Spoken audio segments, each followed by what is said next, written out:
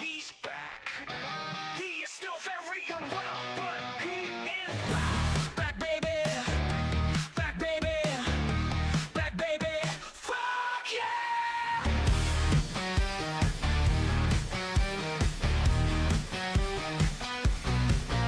Fuck yeah! Suck it. Suck, suck. He's back. Sucking on a penis like a lollipop. He's back. He is back.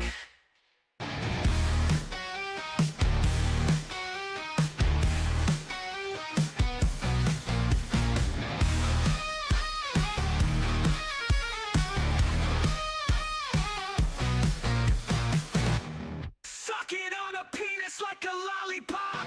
He's back. He is back.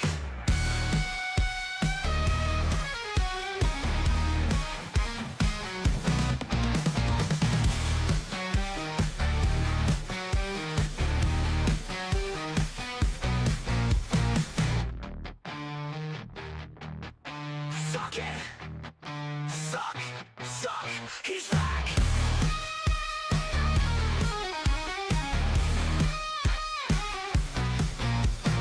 Sucking on a penis like a lollipop. He's back. He is back.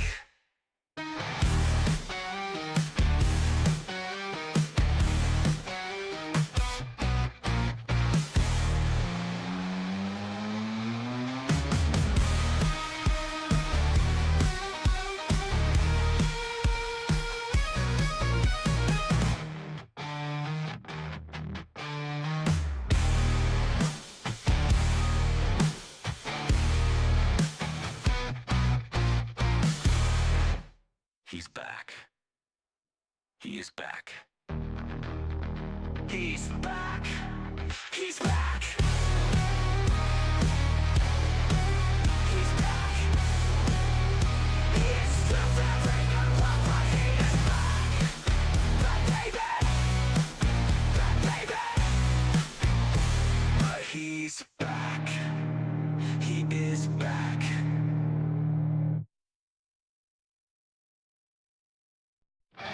He's back. He's back. He is still very...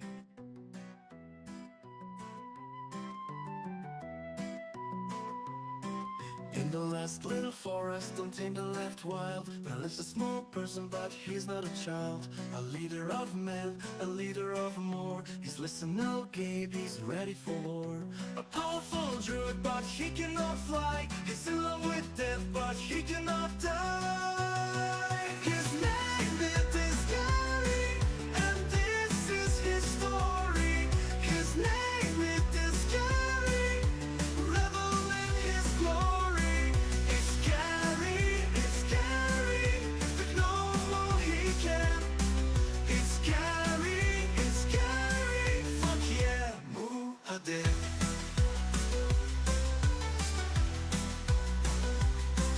His name it is Gary, and this is his story. His name it is Gary, revel in his glory. It's scary, but no more he can. It's scary, fuck yeah, Muad'Dib.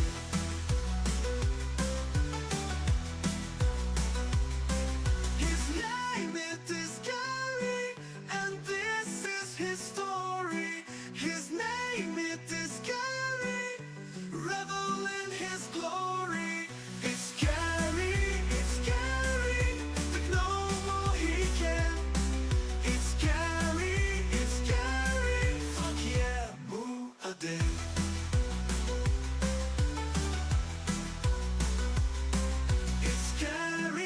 It's scary, that no more he can.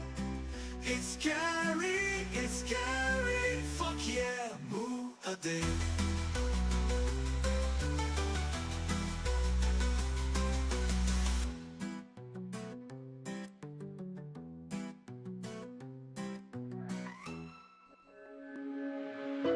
Coming up next on BBC Two, it's the Brad Woto stream, but first, it's time for What Picture Has Bradley Drawn Onto a Piece of Paper? We have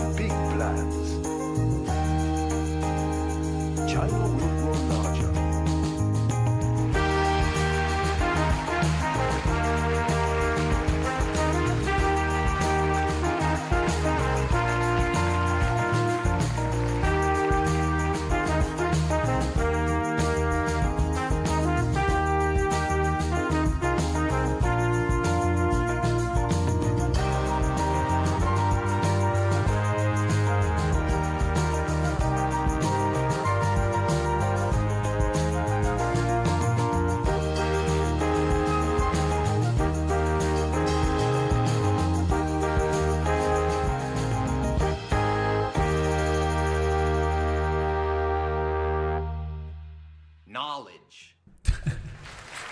It's time for another fantastic edition of What Has Bradel Draw.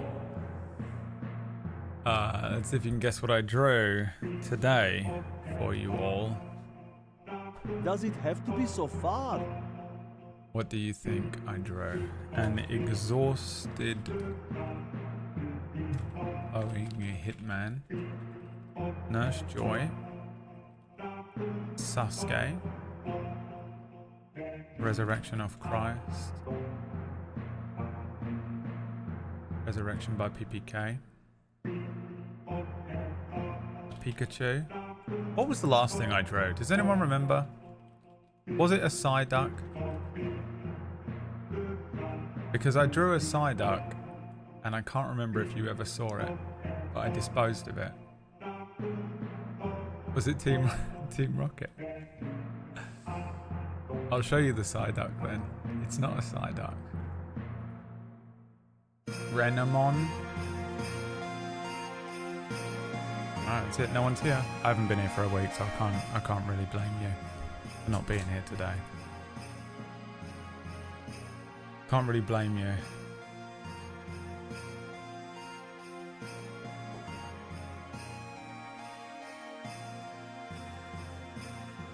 Your clue is, it's the only thing I've watched all week.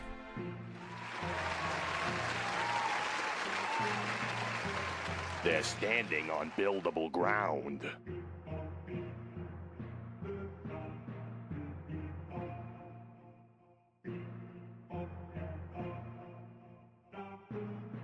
What could it be that he has drawn onto a piece of papier? You think it's Nurse Joy?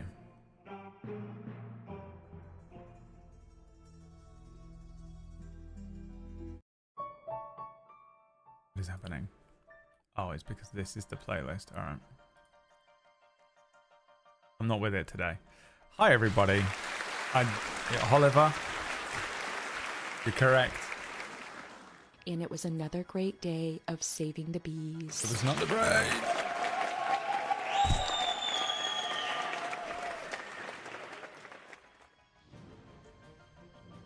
Hi, everyone. I'm alive. I'm not really. I'm kind of alive. I still don't feel very well. But I think if I don't start streaming again, I'm gonna go crazy. I'm going to go crazy. Hi, Kirsty. Well, he's back. He survived. He was brought back by Deus Ex birthday spin, right? Kind of can't remember. Last Sunday feels like so long ago for me. It's crazy. It feels like, honestly, it feels like it's been about a month.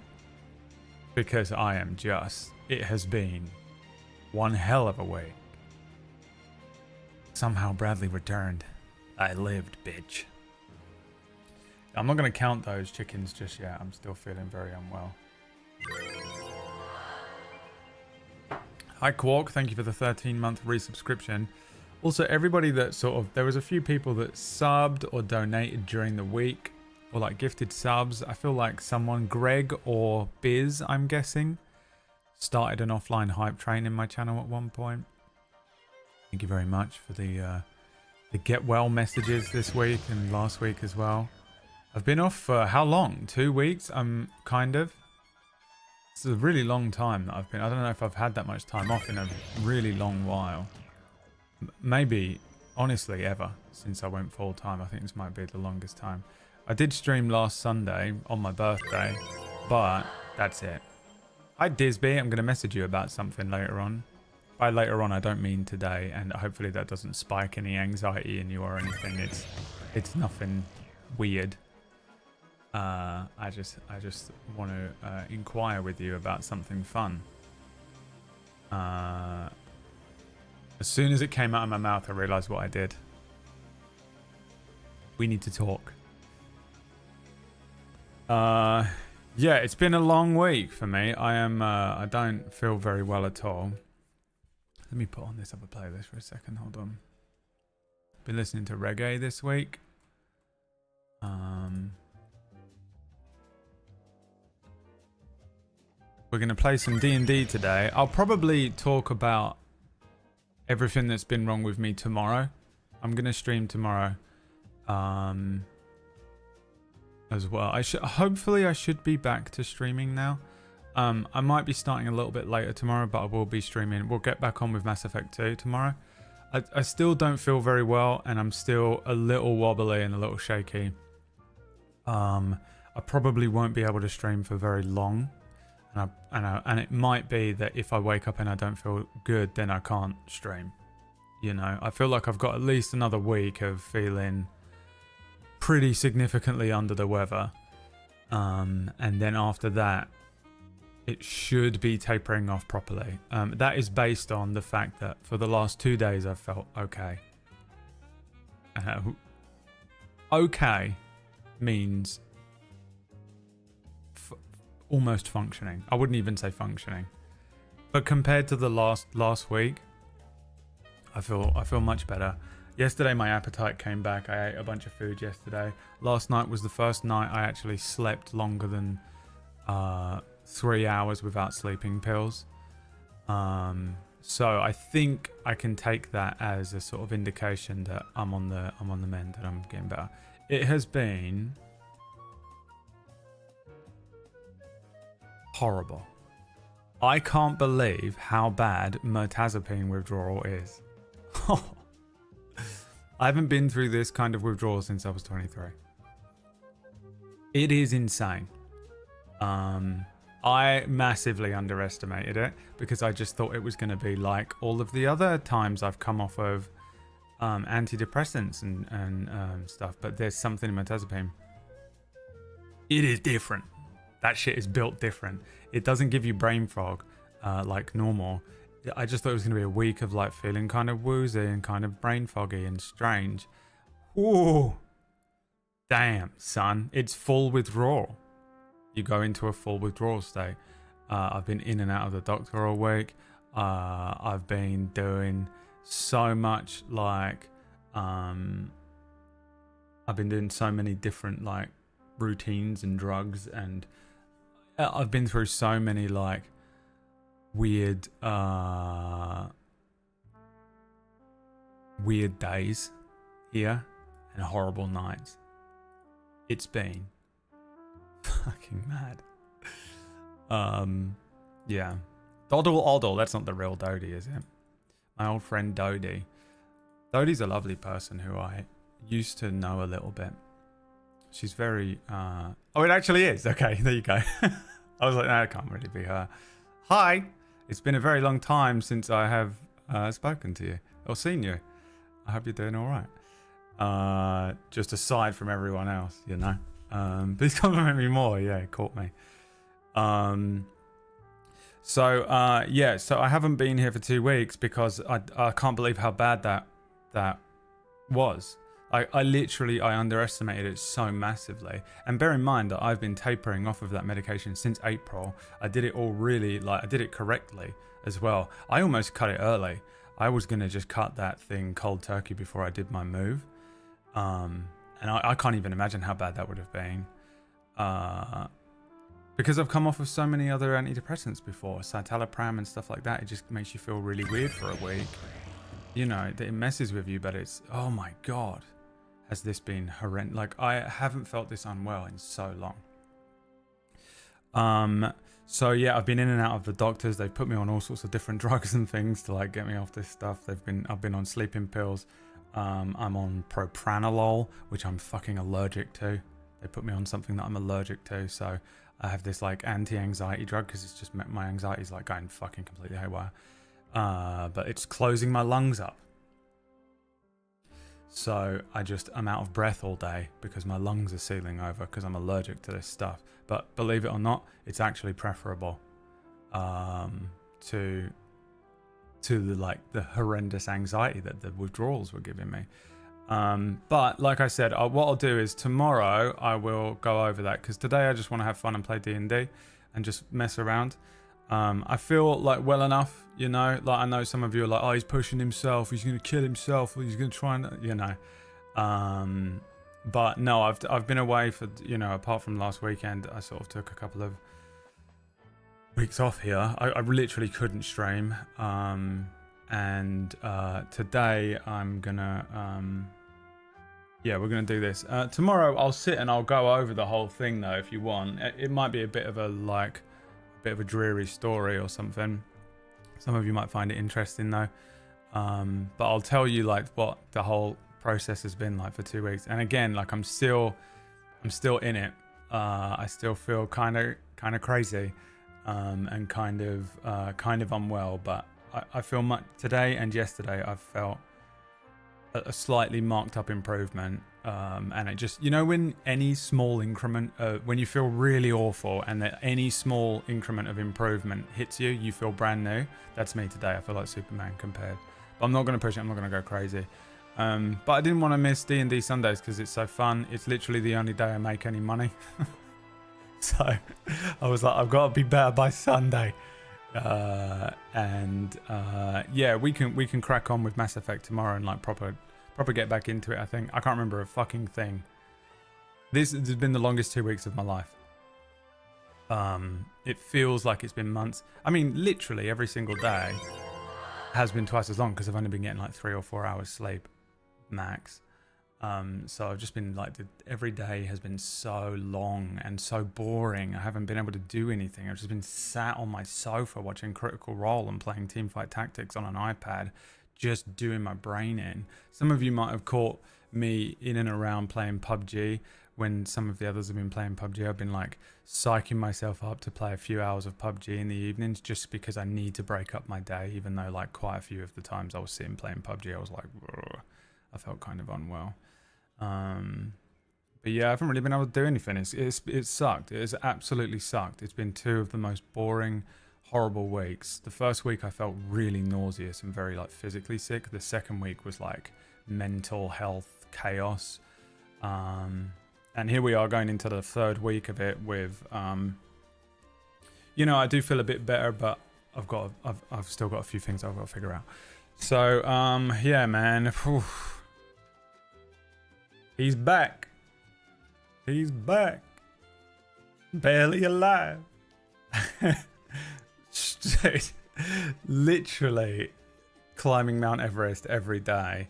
So yeah, that's a very quick update because I know I've been away. A very quick update for you.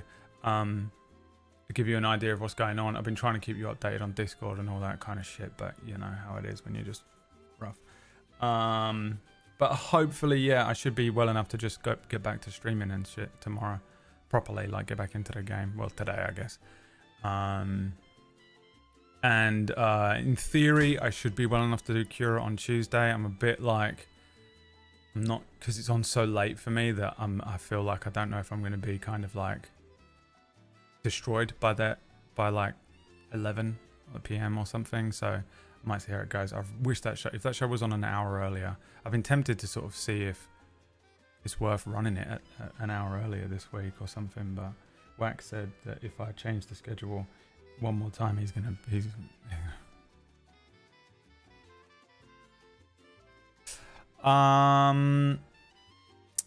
so yeah, what I'll do tomorrow, if you want to watch the stream, you know, but beginning of the stream tomorrow, I'll probably just sit and go over everything, depending on how it goes.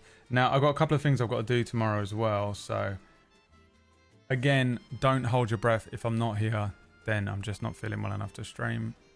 It might be another week of kind of broken up streams, but we'll see how it goes. Can you hear me not being able to breathe, by the way? Because I can't take a full lungful of breath at the moment because I'm so allergic to the fucking pills they've got me on. All I want is some fucking support. The fucking NHS is crumbling and I'm like, please, God, please help me. They're like, no, you're a drug addict. You're not allowed any drugs. I'm like, crawling into that fucking doctor's office. The amount of times I've been in and out, calling them up fucking all hours of the night. Please, God. And they're like, okay, have these fucking pills and fuck off. And I was like, okay, I'm allergic to them. It's been so horrible.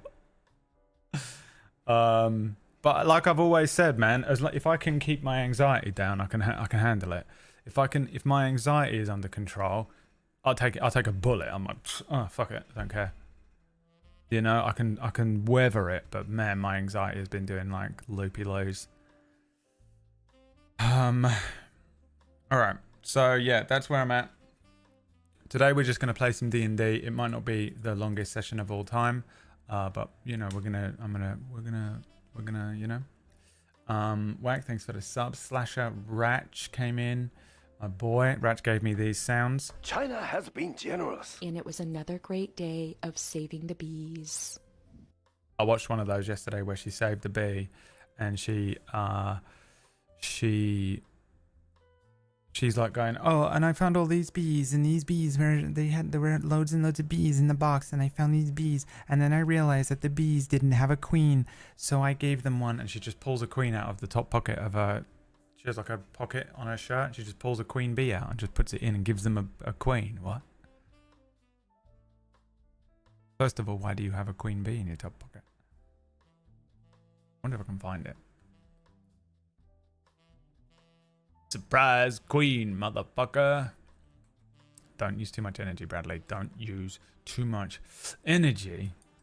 I have to not use all of my energy. Swarm of bees landed under this table, and I was asked to give the bees a new home. So I offered the bees a hive to move into, and I started scooping bees up with my hands. These bees were very gentle, unless you were a robber bee and you were searching for something to steal.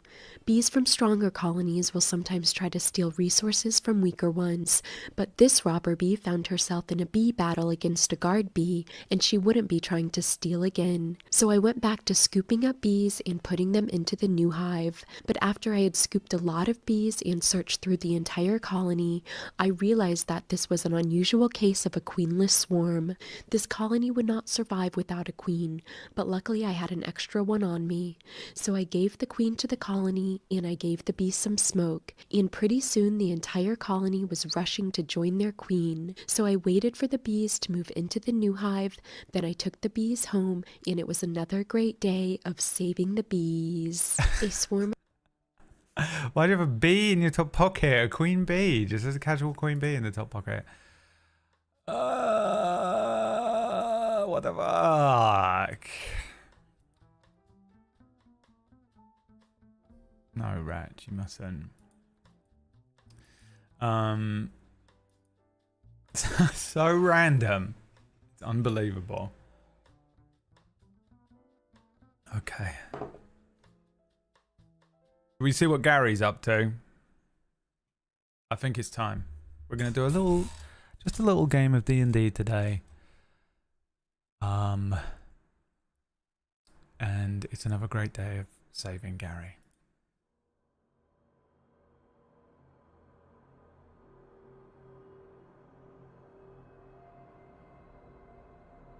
Which under a tiny world will take a person only a matter of weeks to travel from one side to the other.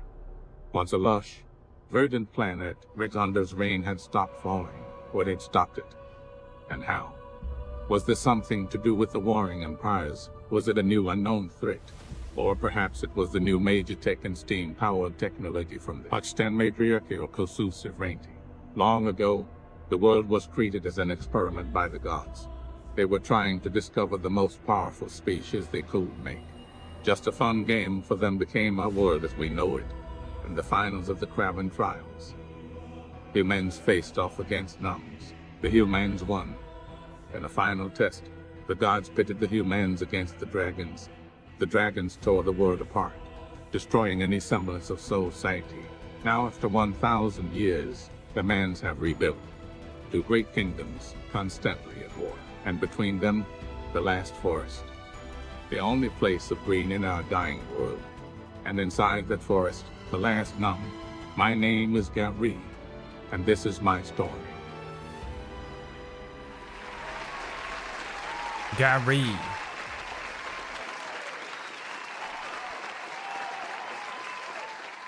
Okay, so last week, Gary went into battle with Rindor the Calm. I mean, the basics of it is that you got to the end of the first chapter, I guess, of Gary's story here, in that you united the swamp creatures, and you traveled to Rindor's lair and fought with Rindor the Calm, a white dragon who turned out to be very small, but powerful. You defeated him by catching him in a Master Ball, a Pokemon Master Ball, and now you have essentially got a Charizard-like creature, which we need to create here today. Really, I'm gonna see if I wonder if ChatGPT can do this. Create Ash's Charizard in D&D, specifically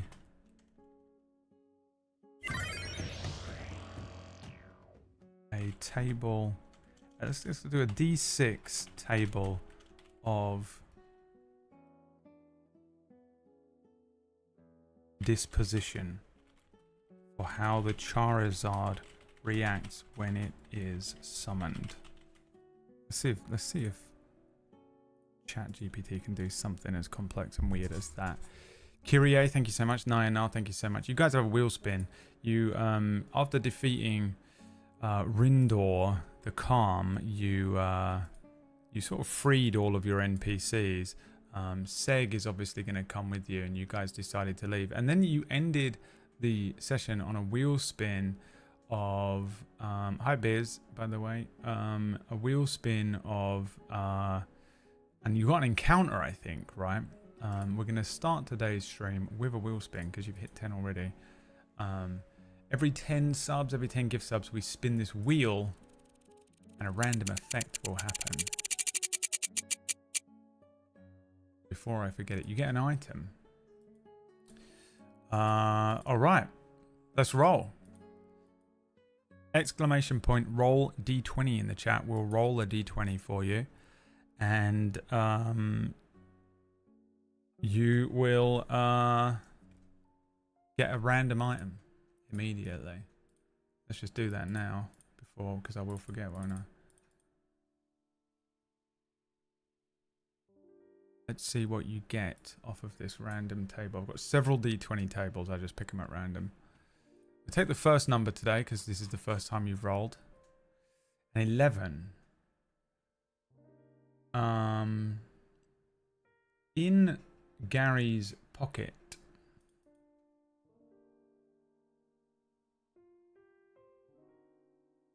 is a medal made of platinum. Platinum medal. I think this is a medal of participation. A medal of participation. Who got the winning roll? Dovus. For someone named Dovus. The clasp is damaged. It looks as if it was ripped from someone's shirt. That's the item you get.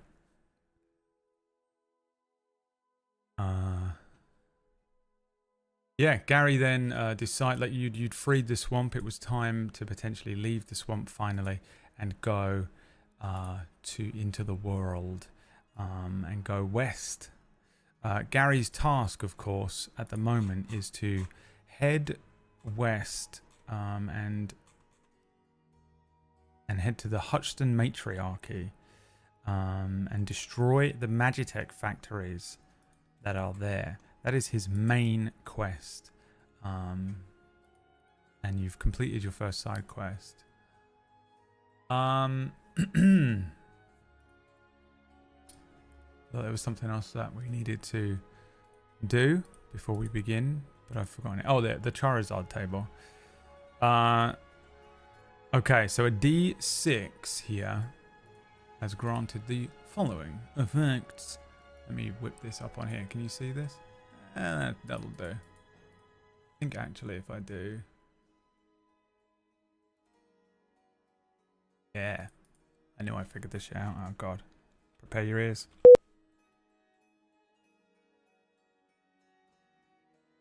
Sometimes I have to refresh my screens because they all...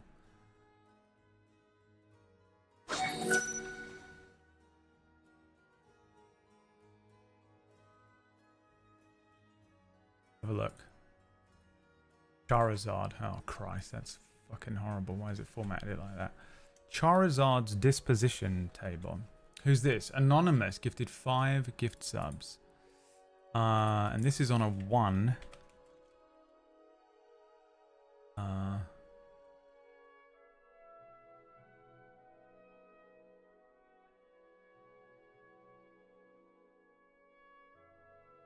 Wait, why can't I see?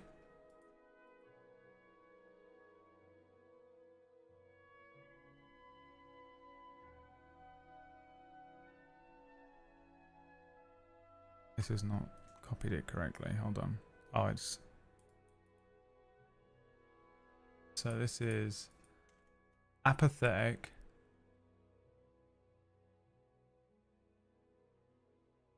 Disobedient. Defiant. Neutral. Cooperative. Can't spell that. And loyal. Loyal.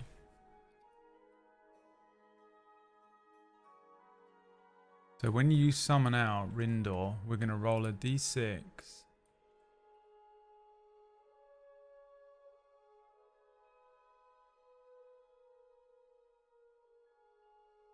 If you get a 1, it's apathetic. If you get a 2, it's disobedient. If you get a 3, he's defiant. If you get a 4, he's neutral. If you get a 5, he's cooperative. If you get a 6, he's loyal. Sometimes ChatGPT is better than, honestly, better than me. Better than me at D, I mean, overall. You know, just in general. It's crazy. Charizard shows little to no interest in the situation. It takes minimal action unless directly attacked or incentivized. Disobedient. Charizard takes actions that finds it interesting or entertaining only, often attacking what it perceives as the strongest enemy regardless of Ash's instructions. Obviously we'll change all the words to Gary. Cyberbob, thank you so much for the resub. Good to see you. Defiant. Charizard must make a charisma saving throw to follow Ash's commands each turn. Neutral. Charizard follows Ash's commands, but all attacks and checks he performs are made with disadvantage. Cooperative. Charizard follows Ash's commands normally, and all attacks and checks are made as usual. Loyal. Charizard follows Ash's commands with enthusiasm and gains advantage on all attacks. Okay. Fine. This is fine.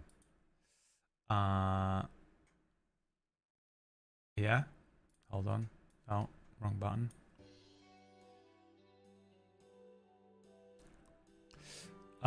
Great. You can, as an action, summon and dismiss. Oh, I should have written that, shouldn't I? As an action, use Master Ball to summon Rindor the Calm. Action to dismiss him. If he dies, he's dead, by the way. That's it. He doesn't get back into the ball and heal at a Poke Center or whatever. He's dead. It's a prison. You have him in prison and you force him to work. That's how that goes.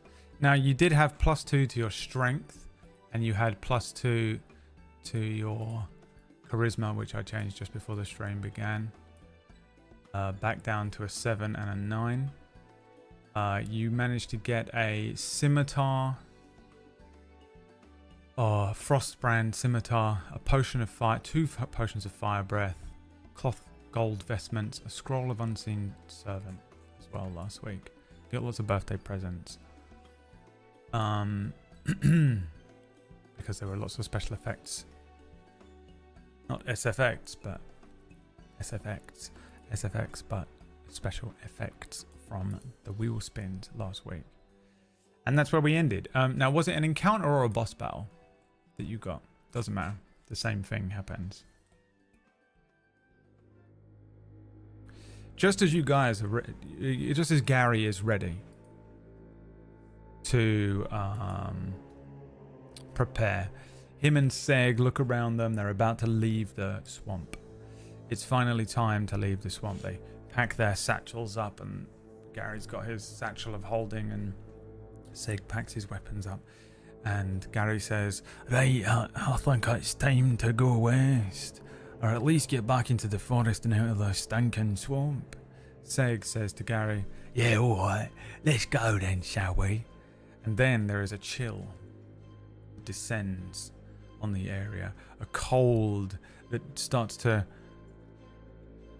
tingle the skin of Seg and Gary. Didn't we kill that dragon? Why is it getting cold again? Hey, why is that getting cold again? And that is when a small figure begins approaching from the distance. The water splashing as its feet step forwards. There's a kind of a groaning, creaking sound as this creature's wings unfurl and curl back into its back again. A shock of white-grey hair in between long, twisted, curled horns. A figure catches you with sort of red hazel eyes. And this figure is Rindor's granny. And she says, "Oh!" This is my best Jildan impression. Rindor! Rindor, darling, where are you? Rindor! She's walking along, looking about the area where Rindor would normally be. What was known as Rindor's lair. Rindor, are you in your bedroom? Where are you? What does Gary do? What does Gary do?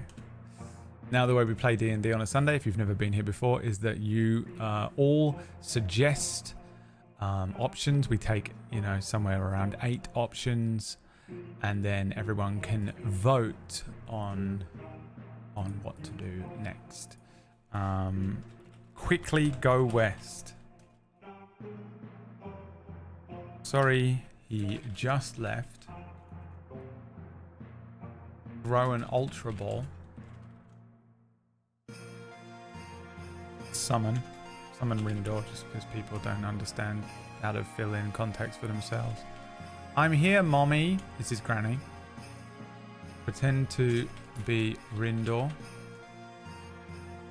Hi, I'm Rindor's friend, Vizcato. Run. There you go, you can vote. You have to be in the Twitch chat to vote. But you type the number next to the thing that you want to vote for in the chat room, and it will vote for it, and we will go with whichever one you decide to do. If it involves rolling a dice or a check as a DM, I'll get you to, I'll call for it.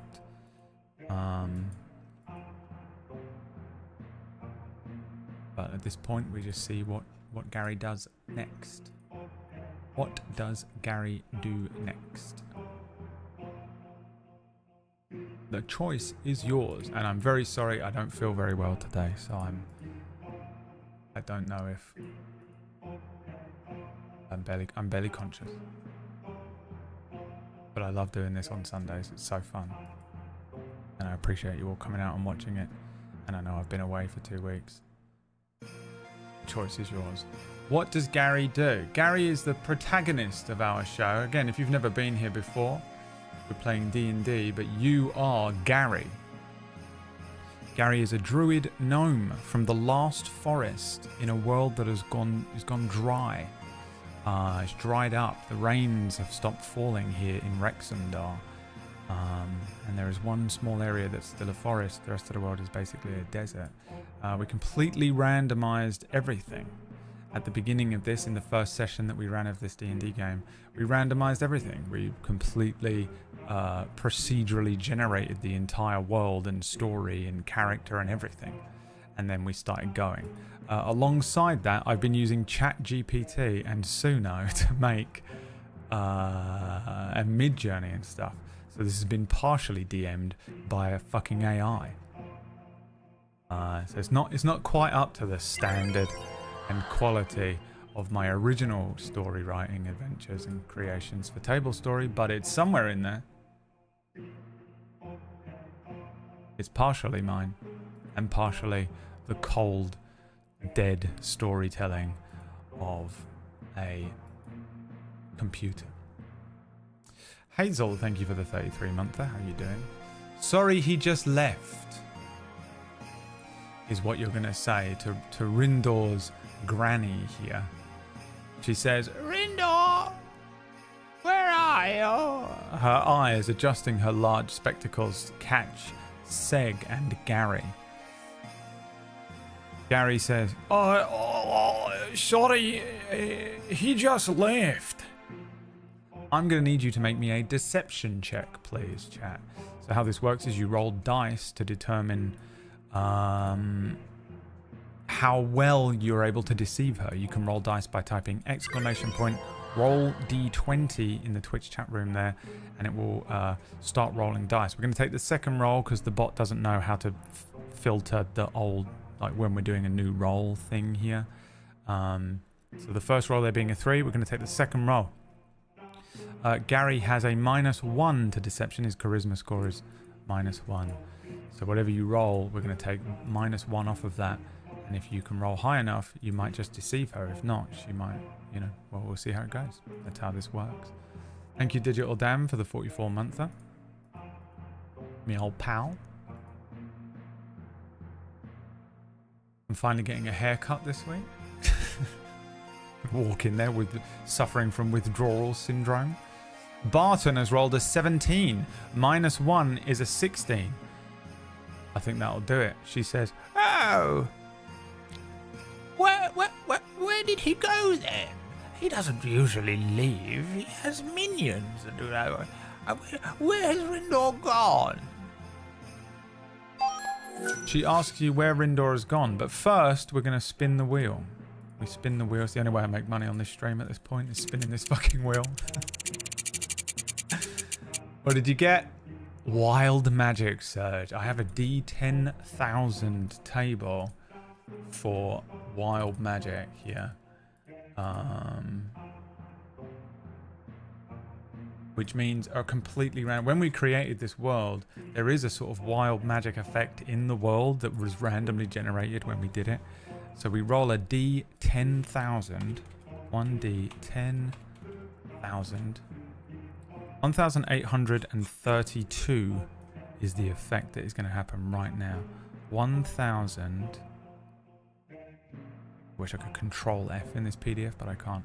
1,832. Oh no. Dude, he gave himself fucking depersonalization. He's slowly transforming into me. Gary. The caster thinks he's not truly himself. Which honestly is hilarious. I'm adding it to his flaws. I'm just going to put has depersonalization. Just became real. Became very real. I actually have derealization pretty badly sometimes, not depersonalization, but it's close enough. I get it. If you have depersonalization, I think we understand each other well enough.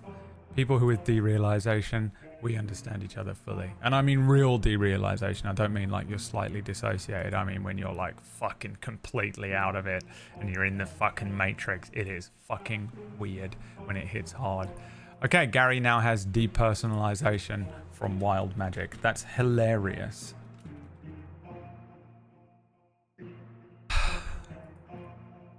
That's what happened. It cost you money to do that to him. As opposed to me, who got derealization because my parents had no money.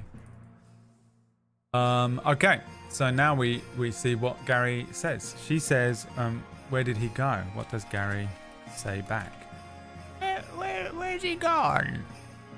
Says Rindor's grandmother. What does Gary say back to Rindor's granny? An old dragon wandering up in front of you. West. I'm gonna have to copy paste this one. That's a long one, Kyrie. He got diarrhea and cast thaumaturgy for appropriate audio effects from outside. East. He didn't say, he just took off. To the basement. San Diego Comic Con.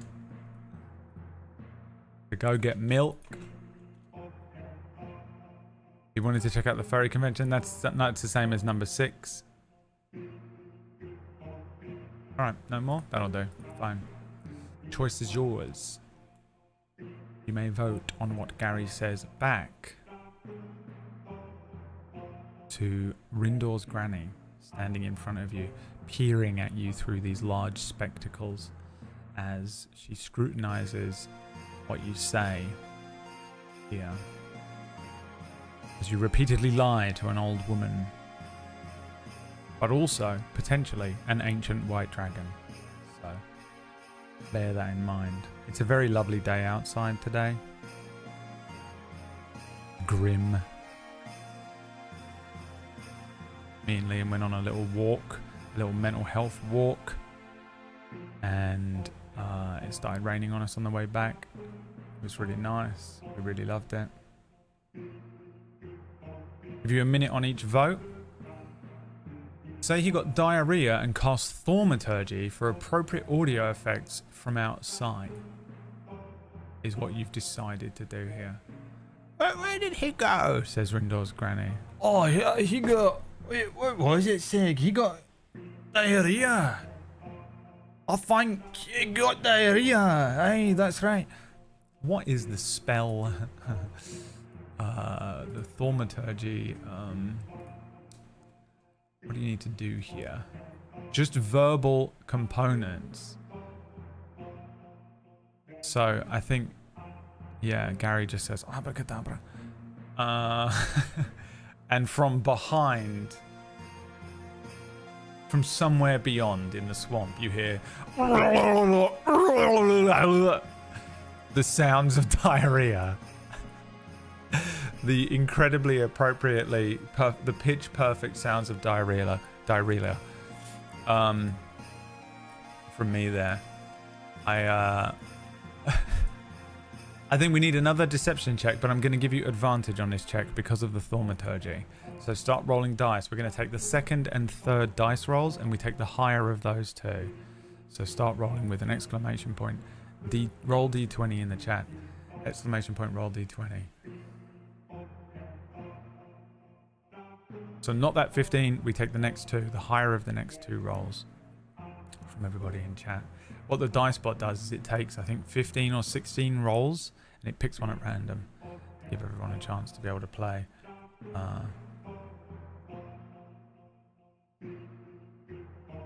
Yeah. Oh, every now and then I have to take in a full breath, a full half lungful. Oh, an 18's good. It's good, but let's see if you can nat 20. We'll still keep rolling to see if you can do higher than an 18.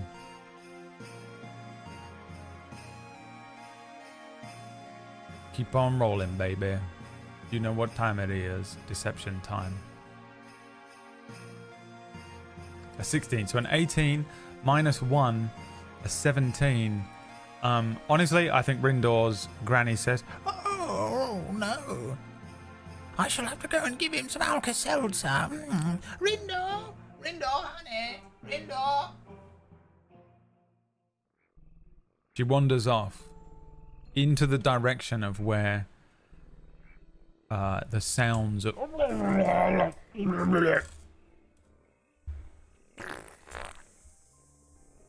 diarrhea is taking place. Boy, I do love DMing for you guys, having to immediately, we're 5 minutes into the session and diarrhea thaumaturgy has happened. These dice get added to a pool and then a random one is selected. That's correct, yeah. Couldn't figure out, we tried a couple of different ways of doing a dice, taking an average, it's very difficult to do in a way that lets everyone get involved. And I know in your head you're thinking, you could do this and you could do this and you could do this, and I tried so many different things, and just trust me, this is how it's done. So Gary and Seg, I think now being free of Rindor and the area, they finally, and I'm just gonna get us out of here, we're going to the forest. We're going back to the forest. I want to get out of this fucking swamp. As you return to the last forest, out of the swamp. Now, in the middle of this forest, there's a swamp, but outside of the swamp, there is a wonderful, lush forest. The last forest in the world, that exists. Now, Gary and Seg travel for a few hours into this, out of the swamp and into a lush, vibrant, living forest. The place where Gary has lived all of his life. And once they make it to the forest, I ask once again, what does Gary do? What does Gary do now? The main quest, and the only quest you currently have, is to go west to the Hutchton Matriarchy. So I'm just going to put go west on there first. So that's definitely an option. But if anyone wants to get creative, if there's anything that you can think of that you want to do rather than go west, then now is the time. Thank Seg for all of his help so far. Kiss Seg. Go to San Diego Comic-Con. We've already been to San Diego Comic-Con, by the way. If you've never been here before, that actually happened. A lot of stupid random things have happened. Ask Rindor for a ride. Get high as fuck. Find a delicious snack. I can see that none of you really have your hearts in any of these, and we're probably just going west, but we'll fuck it, we'll vote on him anyway. What does Gary do now, everyone? Go west. Put some other options on there if you want. Don't care, don't care, don't care, don't care. Yeah. Oh, you know what I need? Oh no, I've got it. Never mind. I'm prepared. I'm surprisingly well prepared. Considering the week I've had.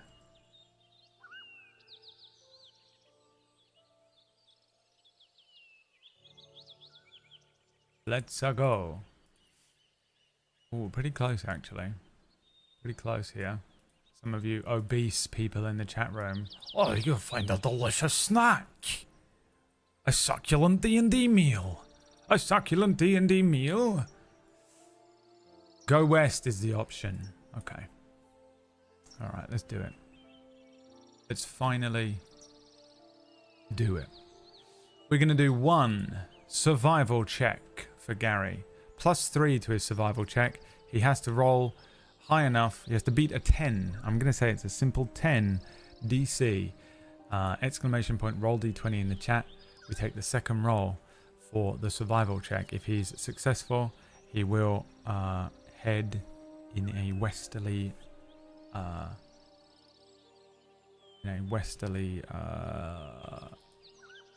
direction. Freaked out for a second then, thought everything crashed. Not that 7, we take the next roll.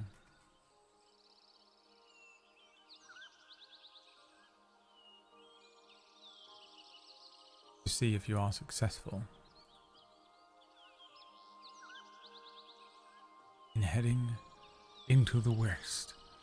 A 13 plus 3, 16. I think you guys are successful. What happened here?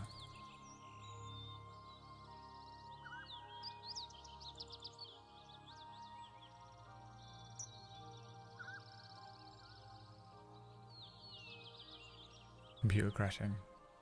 Computer breaking. Okay, we're in the swamp, but fine. The desert. We're actually going to the desert. You know what? Fuck it. We're going to the desert.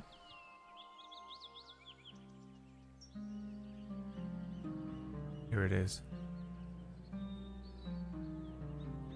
It is done. Can't control anything today. I don't know what's going on with this page.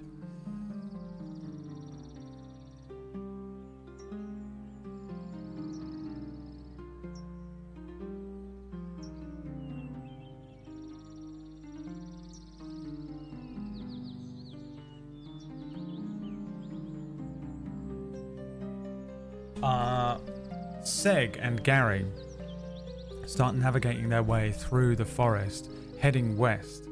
A short few hours of a journey, and they find themselves at the very edge of the last forest. As they look around them at the last few trees and take a few steps out onto some cracked, broken, and dry earth, ahead of them is nothing but a sort of eternal, droughted, desert. A blazing sun in the center of the sky, sand and dust and red rock shimmering endlessly. It is bright, a sort of relentless, unforgiving climate spreads out in almost all directions, bar directly behind you back into the forest. There is nothing ahead of you. No trees, no life. The sounds of the forest give way to the sounds of the desert.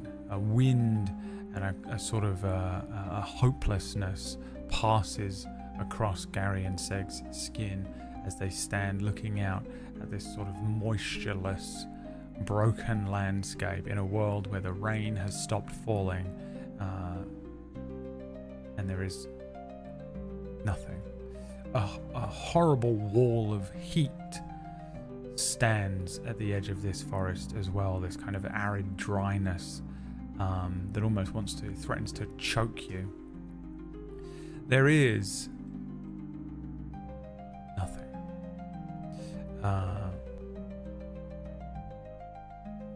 Traversing this desert will be perilous.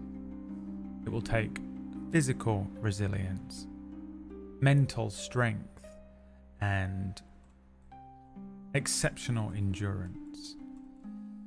Gary takes his first step out as his boot crunches onto the sand and the stone. Seg and Gary leave the last forest. I have for you a world map.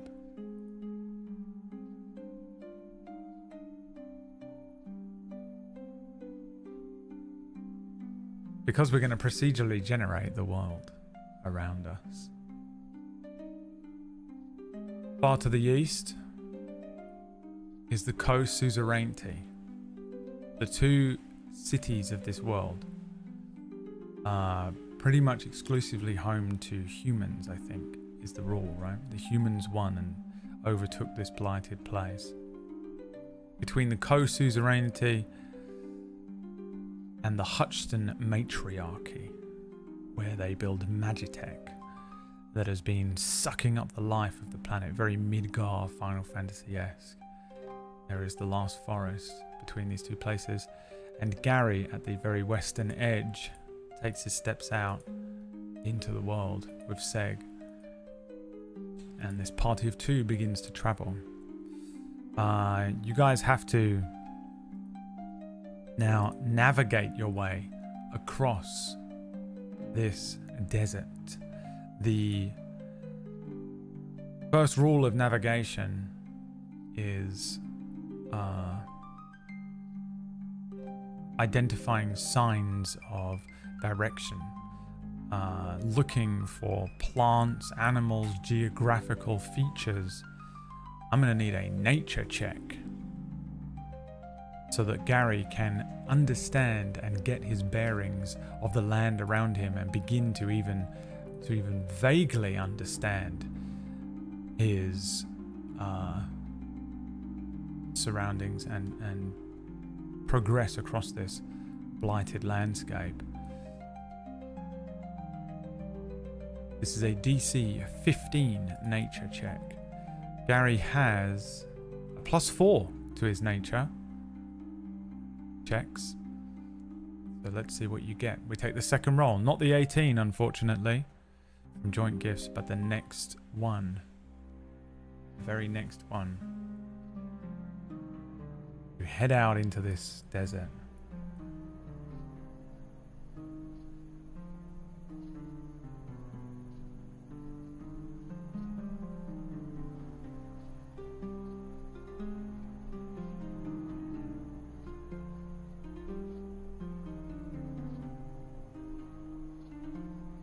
An 8 +4 is 12. That's a fail. Unfortunately.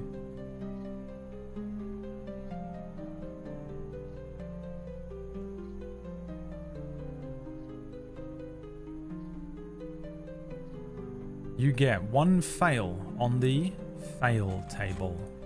That's right. There is a fail table that I'm crafting right now.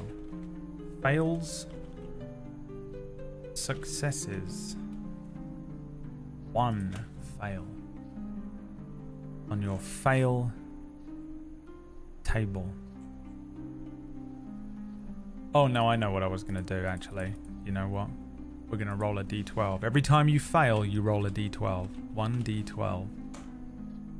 And something from this table will happen.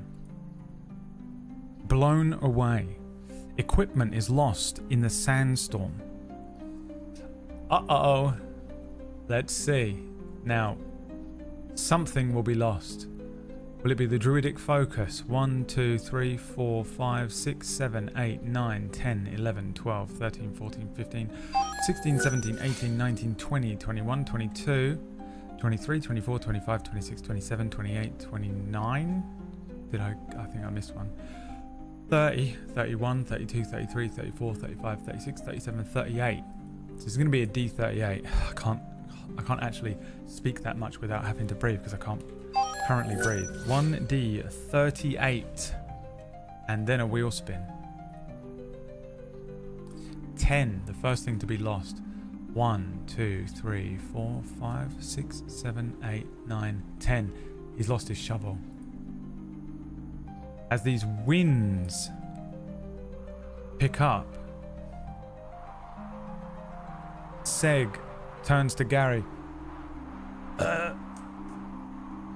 Is this normal? Oh no, that's Seg's London. Is this normal? I don't know. I don't know what's happening. A sandstorm kicks up. All vision lost. Nothing but sand and rock being flung at Seg and Gary.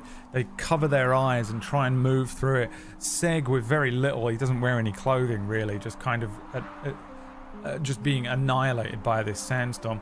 Gary lifts up some of his clothing and wraps it around his head and mouth, trying to keep the sand out of his eyes and his mouth before the sandstorm finally gives way after some time passing over them. And let's see what his passive perception is. It's a 9. I don't think Gary's even aware. sitting as we see Gary and Seg trudging away from it. The shovel has come loose from the back of his pack and sits in the sand behind him. You have lost your shovel. Maybe you'll gain something with a wheel spin here. Thank you so much for the gift subs. Ray, Kumagi, Dan, Daniela. Your next roll will be a natural 20 though, which you'll be pleased to know will be part of this next, these next skill checks here. Enduring the heat.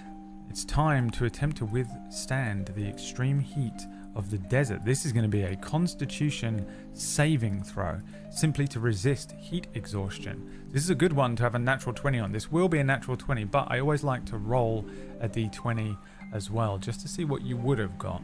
So let's roll a d20. We'll take the second roll again.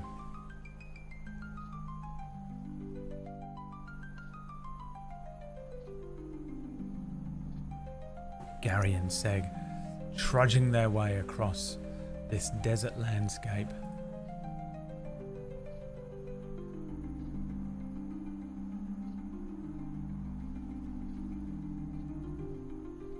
Let's see what you would have rolled. I'm not taking that 14. It's the second roll.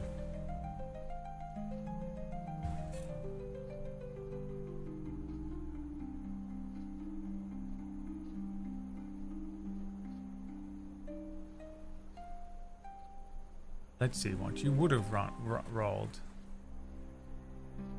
Keep rolling, baby. You know what time it is.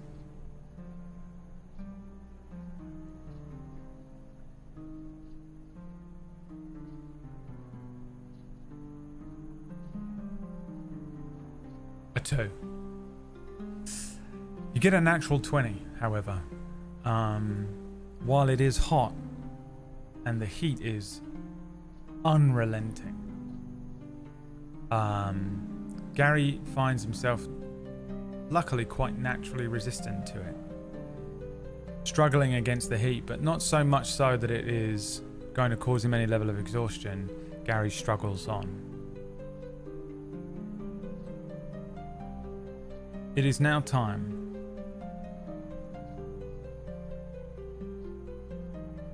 something lurks. Something approaches.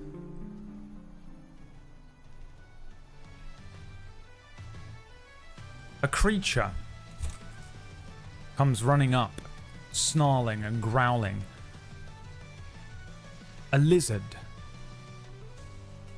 Green scales with red patches. A row and another row and another row of teeth. Its little legs carrying it speedily upwards towards you before catching you. Gary and Seg, turning to their right, see one of these creatures. 2, 3, 4 of these creatures appear around them. As the creatures raise up on their hind legs, little frills come out from their necks and they start hissing and spitting and circling Gary and Seg. Seg pulls his weapons out. Gary pulls up his staff. Now, you may choose to fight the creatures, do an animal handling check to try and calm or scare them off, or intimidate them. Oh, no. Animal handling to try and calm them, or intimidate to try and scare them. Choice will be yours here. How to handle the creatures. Fight them, outright fight them. Animal handling to calm them. Intimidation to scare them off. The choice is yours.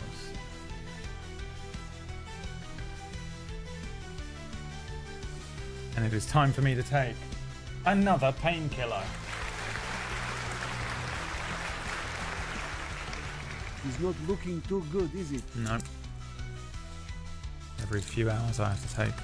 I just take 1 Nurofen just to keep everything, just to keep the headaches at bay. So many drugs my kidneys are loving this week so much.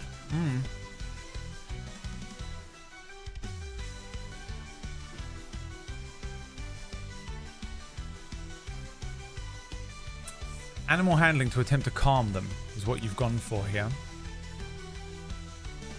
Okay, start rolling. Roll that D20. Remember, you can always spin the wheel.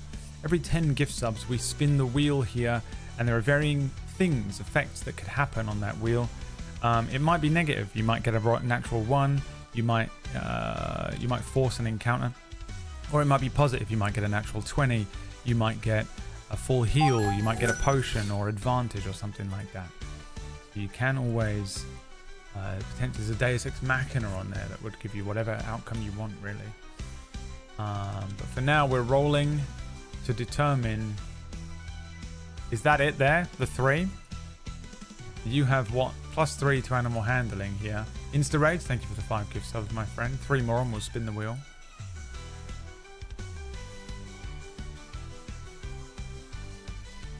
Oh yeah, you got a bunch of money last week as well. It's pretty useless right now, but you do have 420 gold.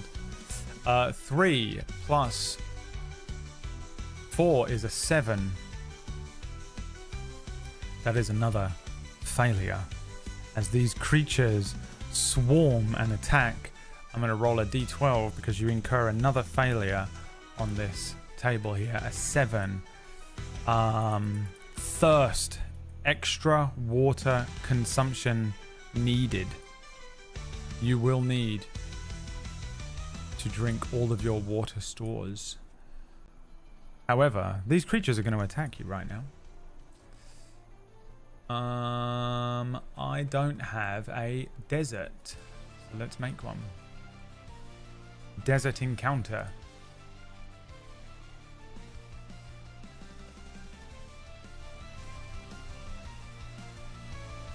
Now I have lots of desert maps because I ran a campaign in a desert once. 2 kind of. Two huge. There are lots. You always end up in a desert in D&D for some reason. This will do. The Rolling Dunes desert map will be fine for what we need here. Now, what are these creatures?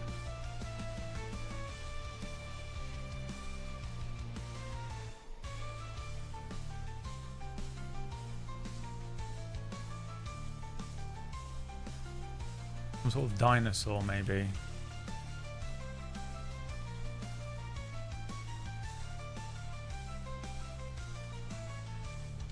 Orc. No, I wasn't asking you what these creatures are. No, I don't. No, I wasn't taking suggestions. I was speaking out loud to myself. It's not that.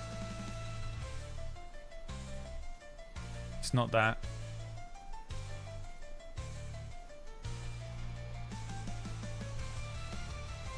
Lizards. These are...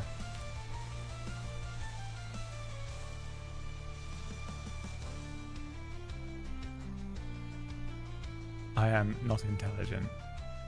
A giant lizard. There we go. That's what this is. So, first of all, let me...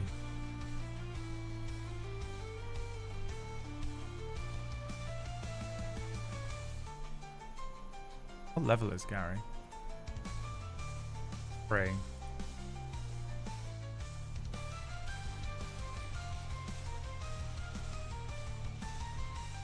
Gary.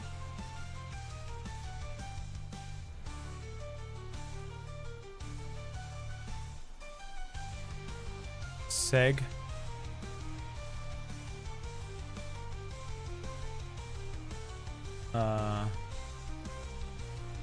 And then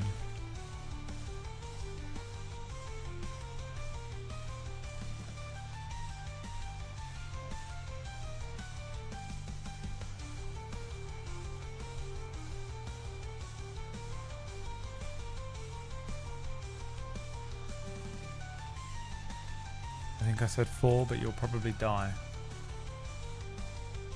So there's 3. And 3 is still not going to be good for you either. 3 of these creatures. It's time for Gary to roll some initiative. Appear in front of Gary and Seg. Oh, this is not Seg, is it? Where's Seg's true stats? Good God. There's the real Seg. I said the real Seg.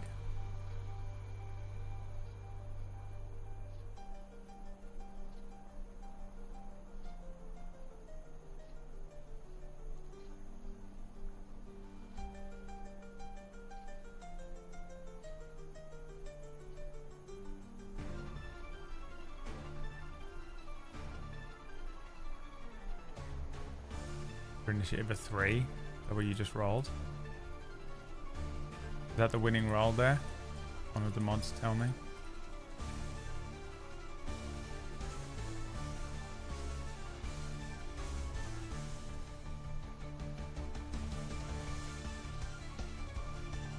Why does this keep crashing on me today? It's so annoying. No? Next one? Okay, keep rolling.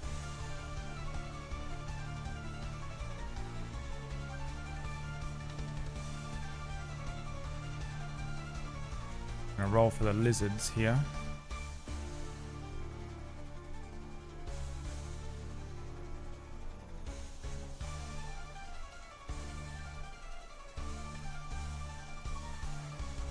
An 8.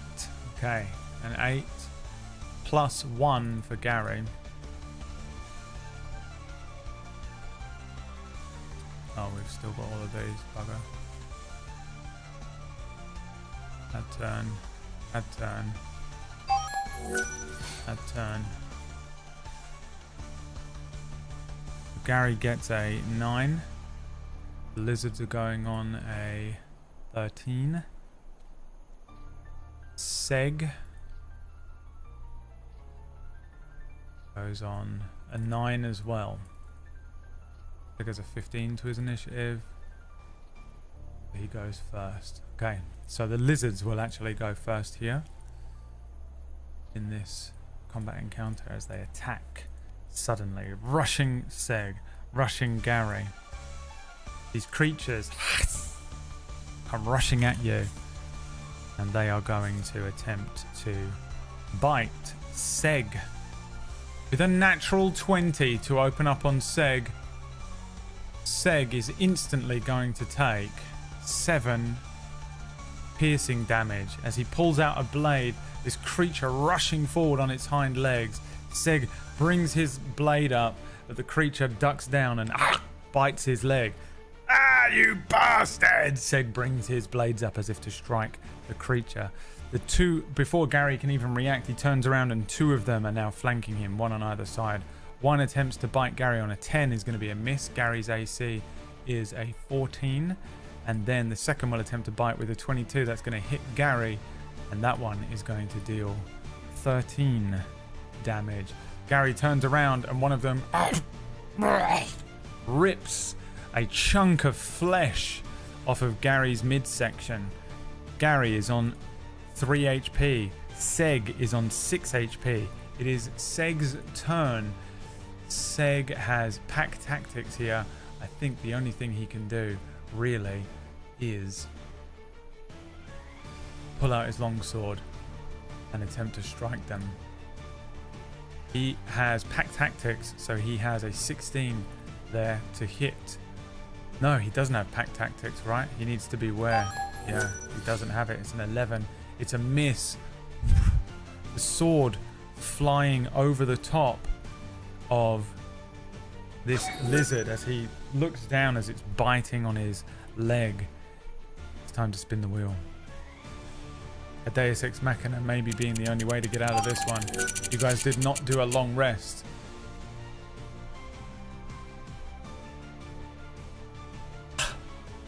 They've done it. Insta rage. Ray. They've done it. It's time for a Deus Ex Machina.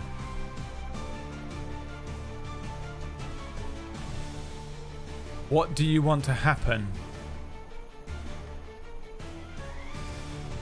As a Deus Ex Machina right now. Suddenly fully rested. Use the voice to tame them.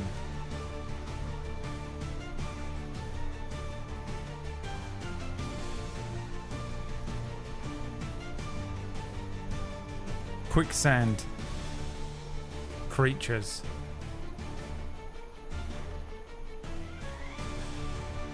Minions, I don't know what that means. With this treasure.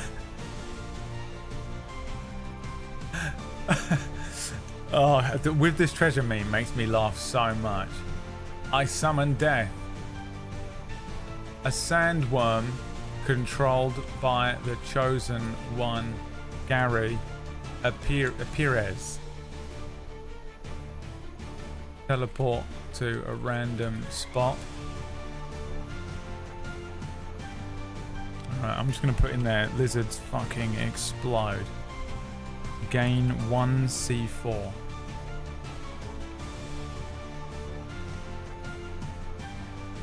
The choice is yours.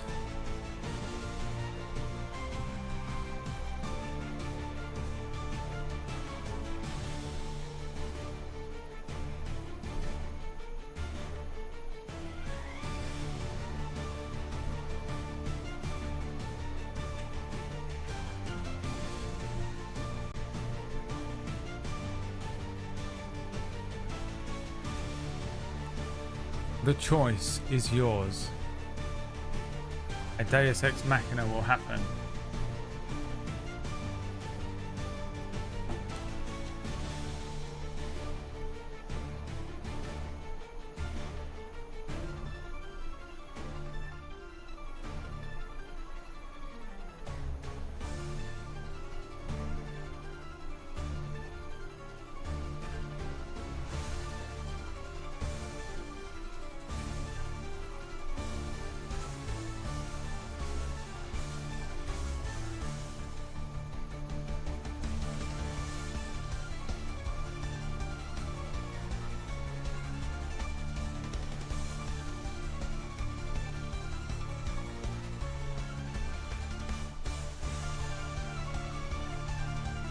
A sandworm controlled by the chosen one, Gary, appears.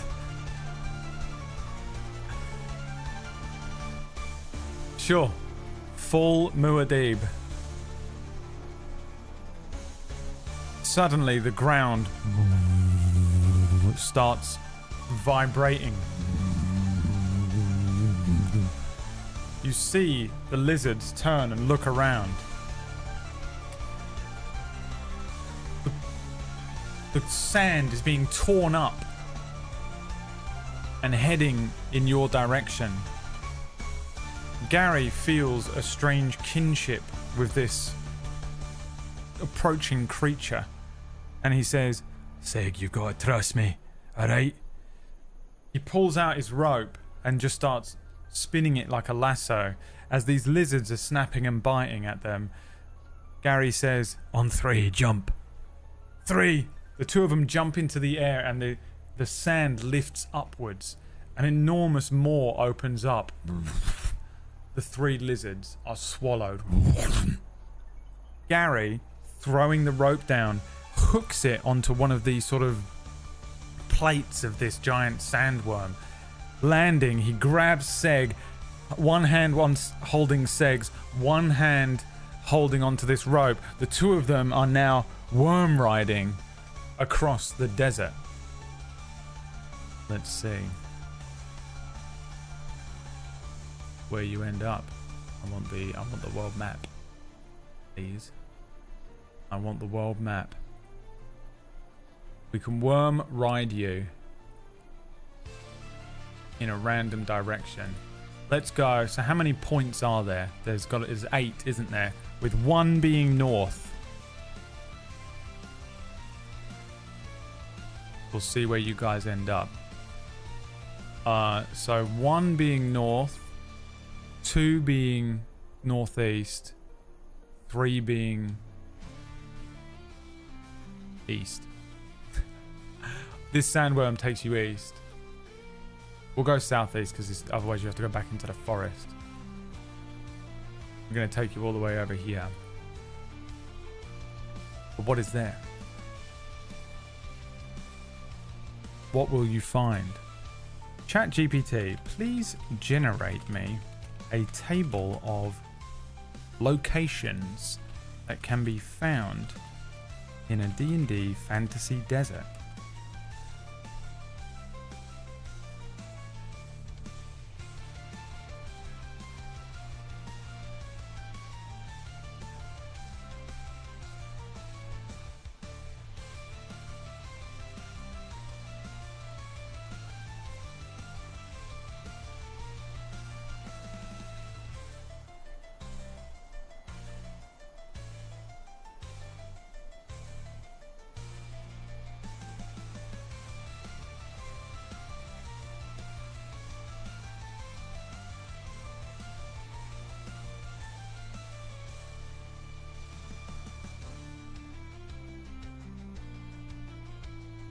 How do I want to word this?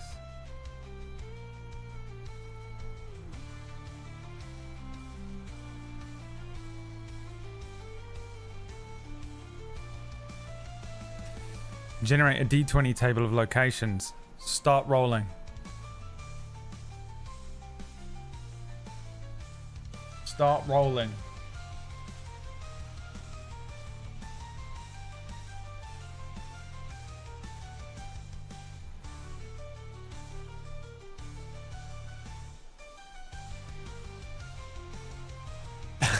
As you travel across the desert on the back of this sandworm, worm riding away from that dangerous encounter.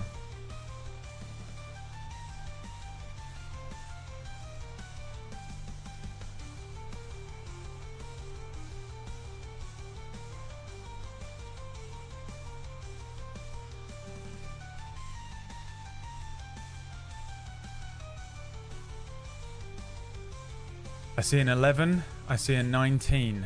Is it the 11 we're taking?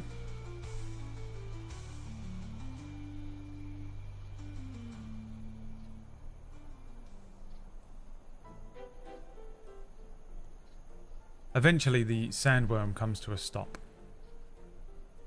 The sandworm goes underground. Gary and Seg have to let go, diving off of this thing and rolling through the sand. Bleeding and wounded, they lay there for a few moments. Me, alright, just struggling to breathe even right now. After a few minutes, there is a voice.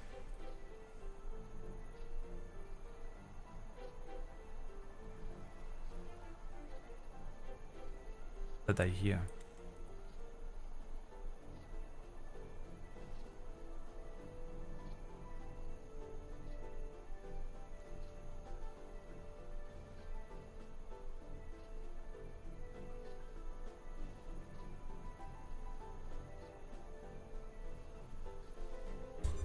Cool, mate. What the hell was that? Were you fucking riding on a fucking worm, mate? A creature comes rolling out of the out of this hamlet. Now let's see. Let's go to anagramsolver.com and put in the word Enakio. That definitely is not.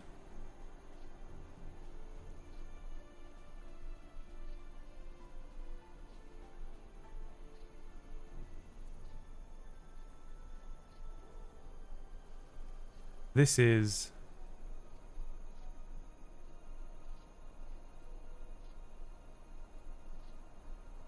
Nanoki. Nanaki. Nan-oki. Spelled like this. Nan-oki wanders over. Alright, D&D races. All D&D races. Character races. Give me a list. Fuck me, there's loads of them. Jesus. 1, 2, 3, 4, 5, 6, 7, 8, 9, 10, 11, 12, 13, 14, 15, 16, 17, 18, 19, 20, 21, 22, 23, 24, 25, 26, 27, 28, 29, 30, 31. So 62, right? 62. 1d62. 47, you fucker. So that was 31, 2, 3, 4, 5, 6, 7, 8, 9, 50. No, wait, what number was it? Fuck, 47. So that was 31. 32, 33, 34, 35, 36, 37, 38, 39, 40, 41, 42, 43, 44, 45, 46, 47. A raptor. What the fuck is a raptor? Bird people. Okay. D&D raptor race. What is this from? 3.5. Raptor born.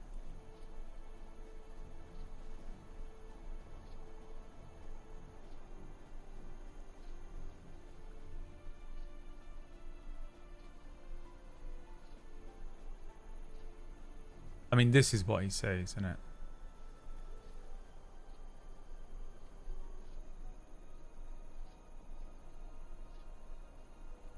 When the bird folk think of hunters or rangers, they picture a raptor. Resembling small hawks, eagles, and other birds of prey, they have sharp talons and agile builds that help them effortlessly glide through the canopy. These bird folk are swift and strong, with an uncanny knack for tracking. They rarely prey and are quick to turn the tables when finding themselves hunted. Raptor D&D.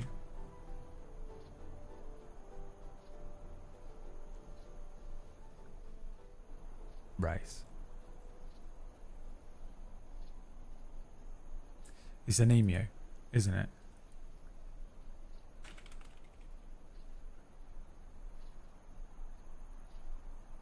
An emu is what you're looking at. I wonder if Midjourney can handle this. An anthropomorphic emu.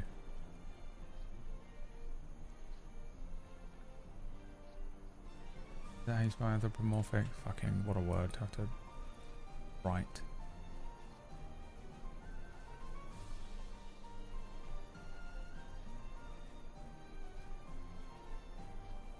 An anthropomorphic humanoid emu man.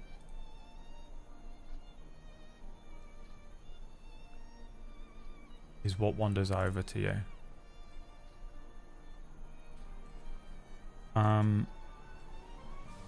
Long legs. Trudging through the sand. With his a long beak looking out over with these small little eyes that look at Gary and Seg laying wounded in the sand here. Thank you for the 5 gift subs. You see, oh, this is cool. Yes, this is what he looks like. I mean, yes. These are what the people here look like.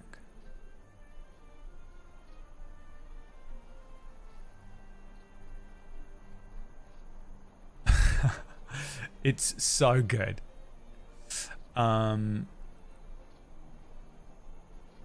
You see this crazy little looking, we'll take this one for, what is he called? Nanaki. The Nan. Oh, cool, blimey, were you just riding on a giant fucking worm, mate? Gary says. Right, well, let's get you patched up. I think you need a rest, the two of you, right? Hey, I need a rest. The tired of lizards. Yeah, you got to be careful of the lizards out there, mate. Every single one of them. They're bloody nasty. Then again, to be honest with you, the most nasty thing is a fucking sandworm. And you was just riding on one. How did you do that, by the way? I wouldn't mind learning a little trick like that. Tell you what, that'd get me to and from the shops a little quicker, wouldn't it, mate?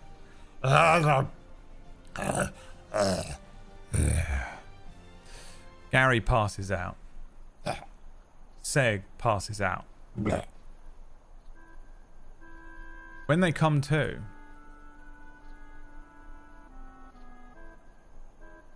they find themselves in a little place. They find themselves in a little abandoned settlement situated deep here within the unforgiving expanse of the forest.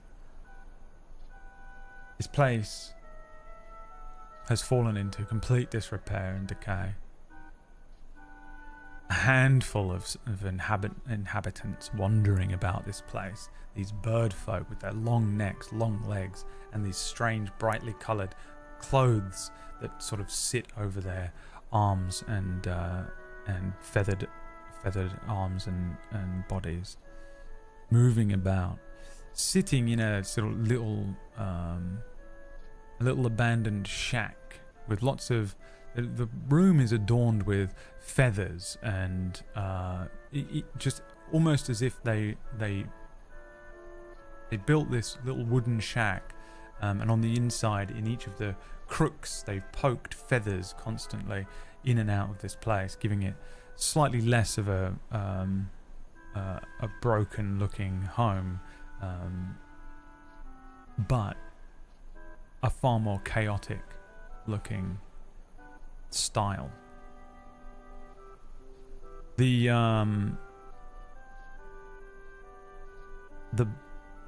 eyes, the 2D pink eyes of Gary kind of flutter open, and looking down at him is this fucking crazy looking creature, Nan Oki, which I will make a handout for, so we know and we can remember him. Nan Oki, a large beard, crazed-looking tuft of hair, greys poking out of it, staring bird-like down at Gary as he wakes up and he comes to. What does Gary do? Suggestions from the chat room.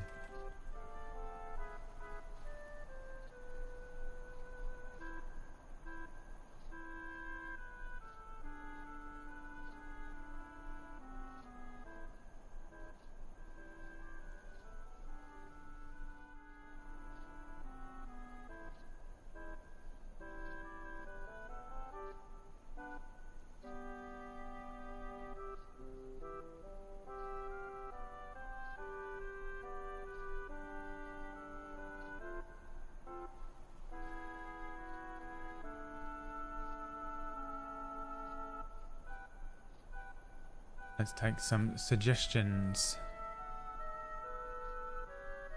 Thanks for the rescue. Ask what this place is. Write up a will. Offers to share some iron brew with his new friend. Asks, are you my mother? Ask where I am and who they are. We'll get rid of number 2 and we'll put that one in there. Focus on the shiny eyes and compliment the bird on the eyes.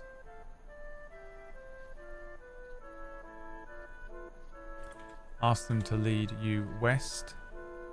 I'll do.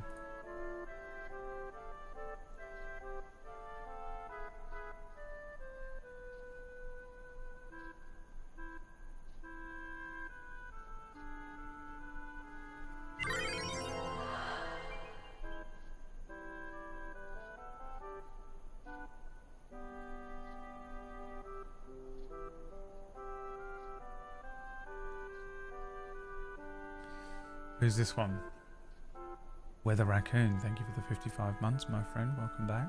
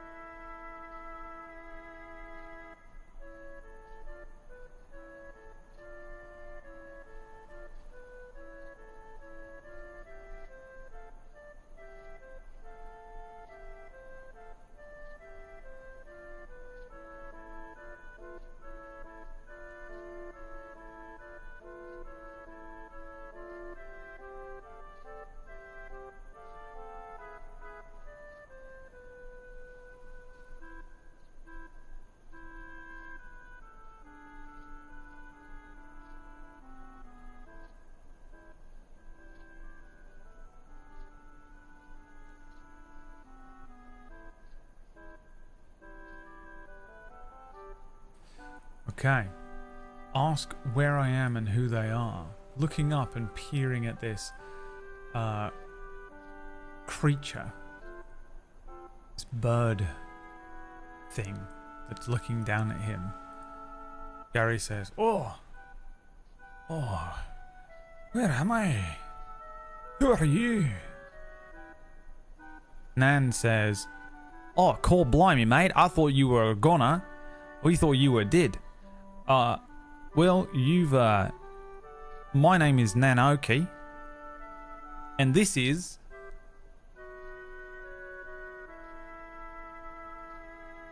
What is this place called? Australia.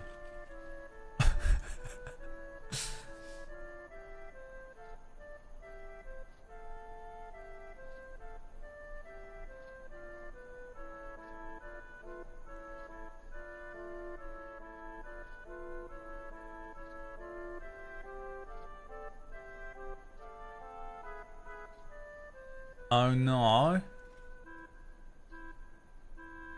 Australia. The Isle of Baileys. Definitely not an island. The West Bend. The Upside Down. Hemsworth. Or Fury Road. The choice is yours.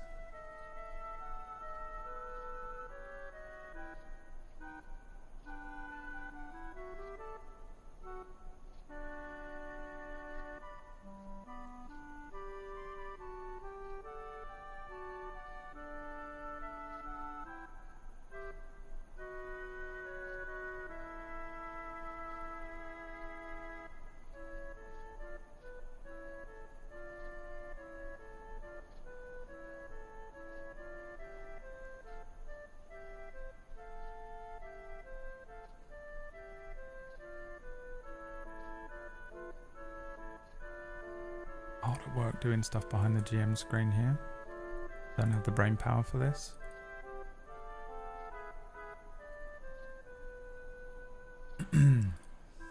Fury Road. They've decided to call it. Of course.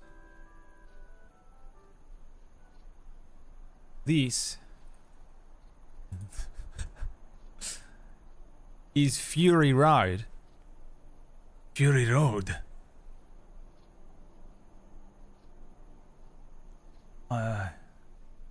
Right. Yeah, it used to be like a big thriving way station, like on a big trade route, a long time ago. A long time ago. But now it's just you know, where we park our heads at night for a little rest, and then we go out in the day and we scavenge about for stuff. It's pretty rare that we see other people. What are you anyway? I'm a gnome. What the hell's a gnome? I've never heard of that. Hey, there's not many of us. I've never seen another one either. What about him? Is that a kobold? Hey, that's Seg. My most trusted friend. And a clinical psychopath. Right. Well, my name's Nan. And you want to watch out. You know, if you're going to get up too quickly, you might fall over. The doc saw to you, but he's patched up your wounds. But you got to be careful if you're going to be wandering around out there. There's lots of lizards, lots of things that can kill you. Hey. Right. Okay. What are you doing anyway? I'm heading west. I'm going to the Hutchton Matriarchy, and I'm going to free this world. I don't know what any of that means, mate, but good luck to you. A few hours pass here at Fury Road. The place is truly just a few wooden shacks with these emu people walking around. You're introduced to Nan. You're introduced to Rashid, Mara, Ibrahim, and Al. One of which is a healer, one is introduced to you as a seeker, one is introduced to you as a guardian, and one is introduced to you as the elder. They're all very similar to each other. Eventually, Seg comes to. I think as part of the Deus Ex Machina here, we're going to give Gary his HP back and say that you've had a long rest. Because you've been asleep for a tiny while. Let me give Seg his HP back here as well.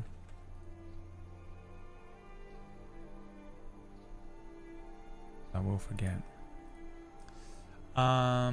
Okay. Now, I guess the age-old question.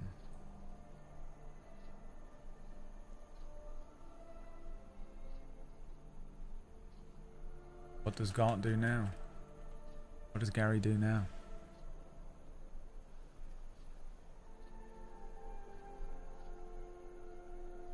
The choice is yours.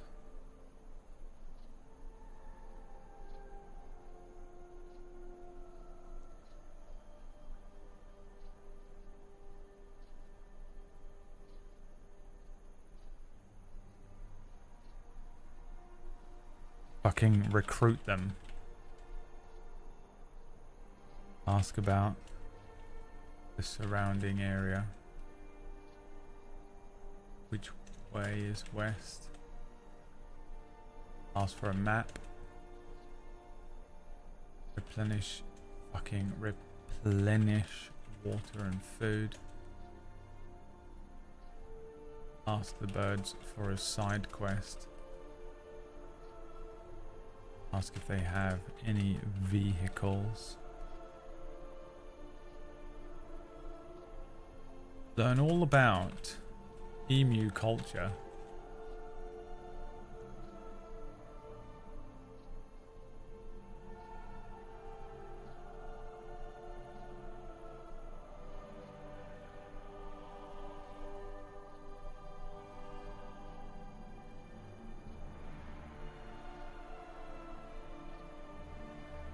Somewhere in here is exactly what I'm looking for.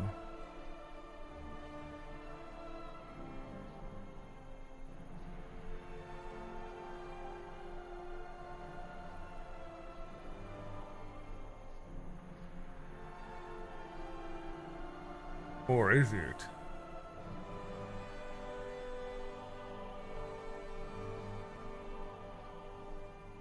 A long time ago, I built a map making thing. Oh, is this it?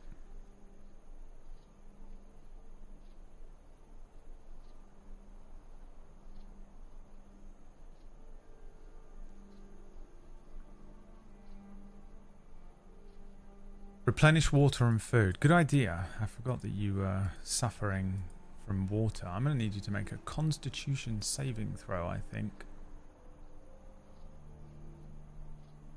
And I'm going to mark this map because we're procedurally generating this world. We're adding in this area Fury Road. The village of Fury Road.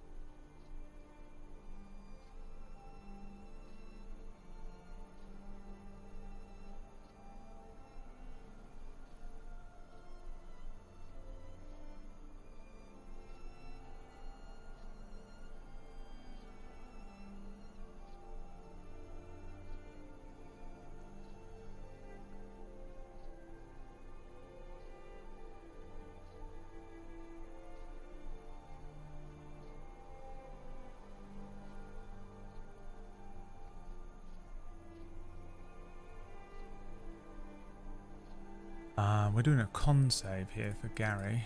He has a constitution score of 1 + 1.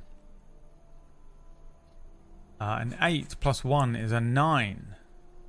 Gary is so thirsty, it's crazy. I know exactly how Gary feels because it's been how I've been feeling all week. Jumping between feeling unbelievably thirsty and unbelievably not. Gary suffers 1 point of exhaustion. Exhaustion. I want the exhaustion tracker. Where is that? There's an exhaustion tracker on here somewhere.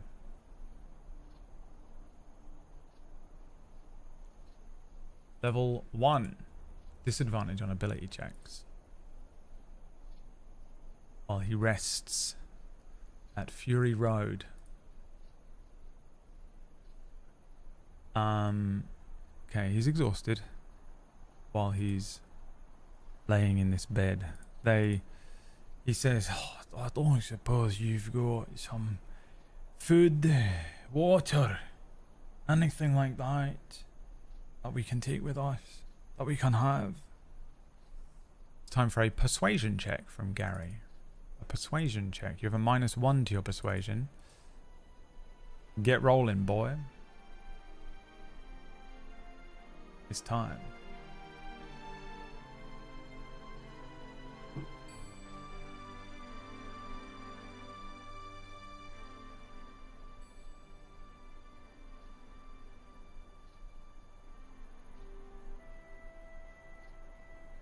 I want Inakio to change his profile picture to this.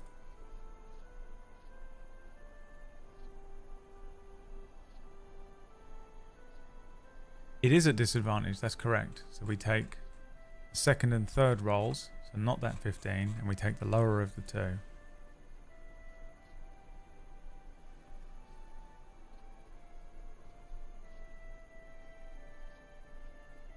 A 4, so it's already not looking good for you. Let's see if you can get a natural 1.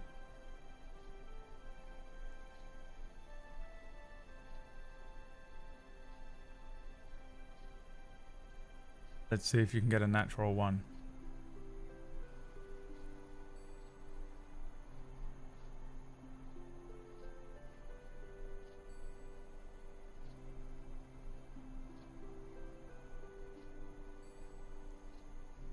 A 14, no. So it's the 4.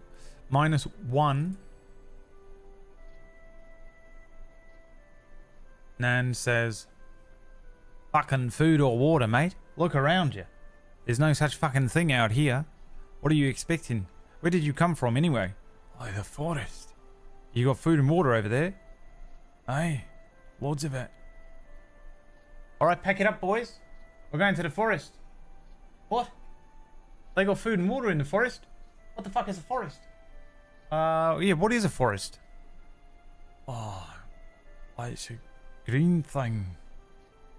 It's where I come from, but I don't know where, because I was on the back of a giant worm, which just brought me down here. Right. Well, when you're next out scavenging, look for a forest.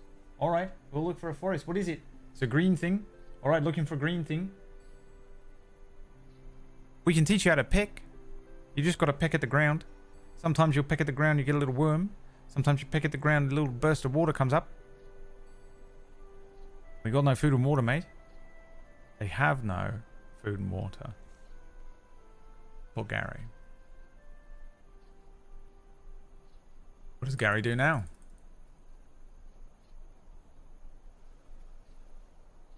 What does Gary do now?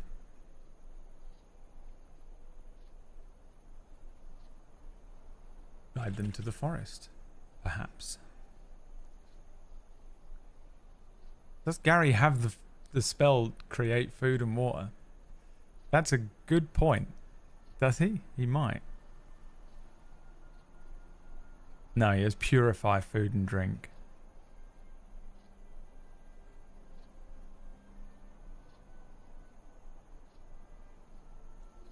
Research well drilling technology. Peck at the ground, looking for some food and water, learning from his new friends.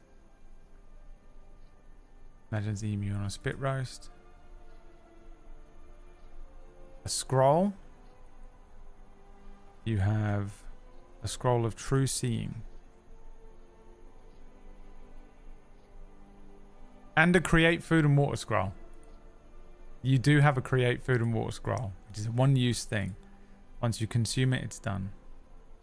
So I'll put use create food and water scroll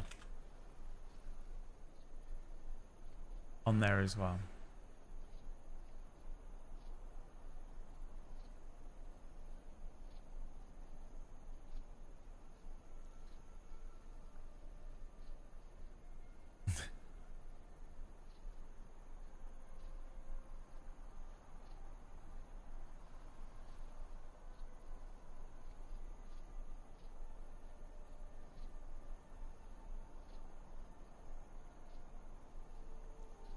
The choice is yours.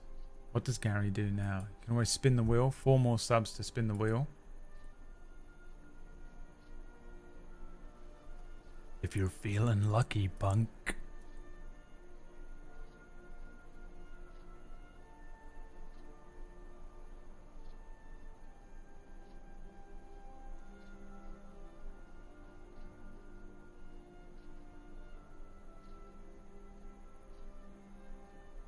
Use create food and water scroll. Alright, well, let's jump straight back over to here. What food do you create? What do you want? Taco Bell? What do you want? Huh? What do you want, huh? Pancakes? What food do you want? Subway? Iron brew and a fried Mars bar. Banh mi, don't know what that is. Butter chicken. Pizza rolls and Mountain Dew. Or Pseudo Dragon. It creates 45 pounds of food. I don't know how much that is. What is 45 pounds the equivalent of? What weighs 45 pounds?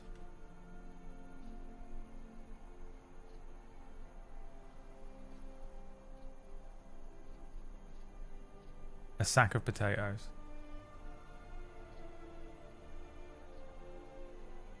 A dog.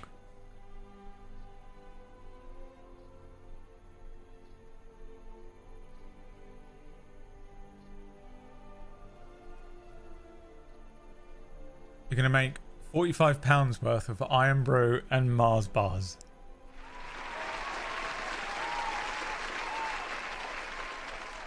Is this the button I need? 45 pounds. So yeah, Gary pulls out from his bag a scroll, opens it up and begins reading.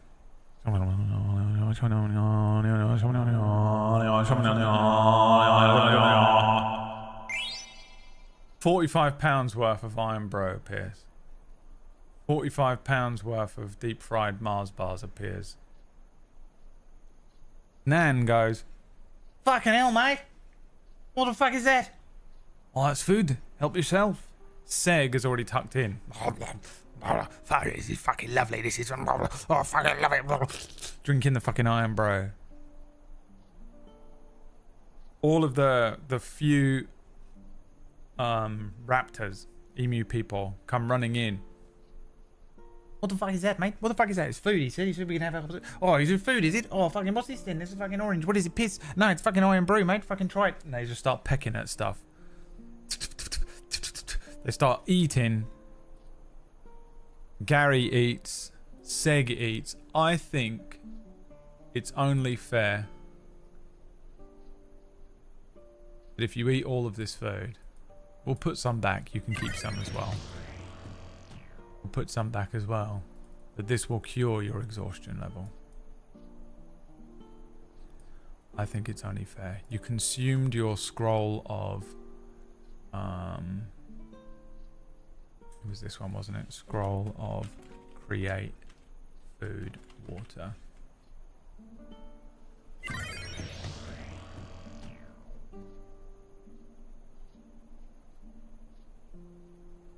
And cured yourself just in time for a wheel spin.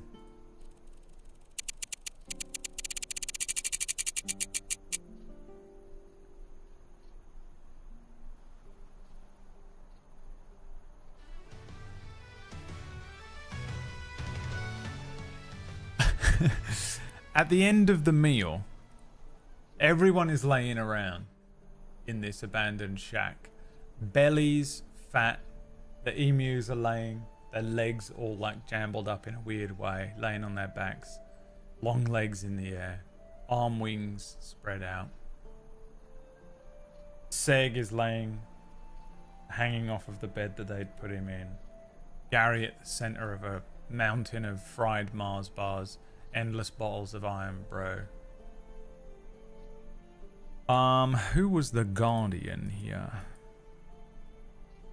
You know what, let's have Gary roll a perception check. Start rolling a perception check.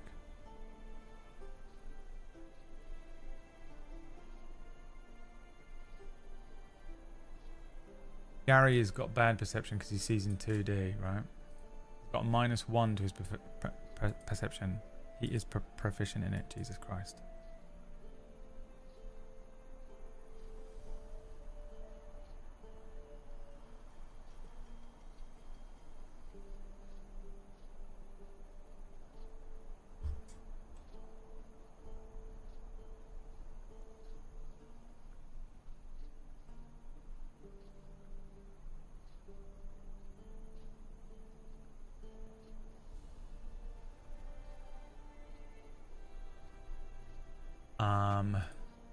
A 7. -1 is a 6. He's not aware of it. Let's see. In here we have the Guardian, Mara. One of the emus laying on the ground suddenly opens her eyes wide. Her long neck whoosh, snaps up. Her eyes darting left and right. She says, "Oh no. Oh no, they're back. I think they're back. I can hear them." Let's see what you're going to fight. 1d8. 5. 1, 2, 3, 4, 5. It's back. Retcon. It's fucking back.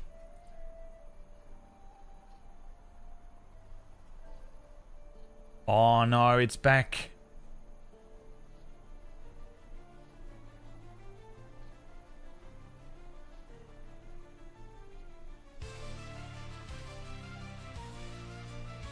There is a terrifying screech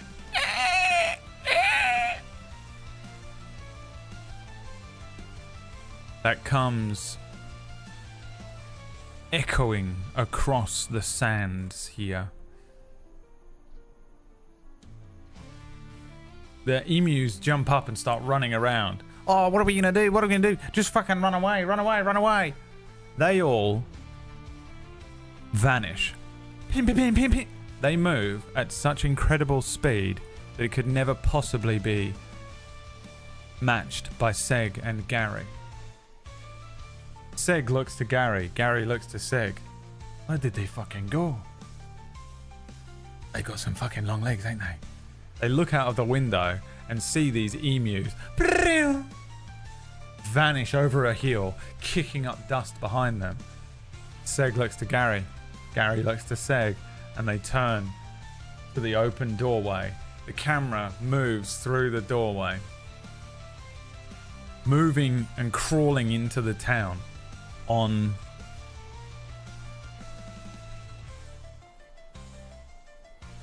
one, two, three, 4, 5, 6 legs.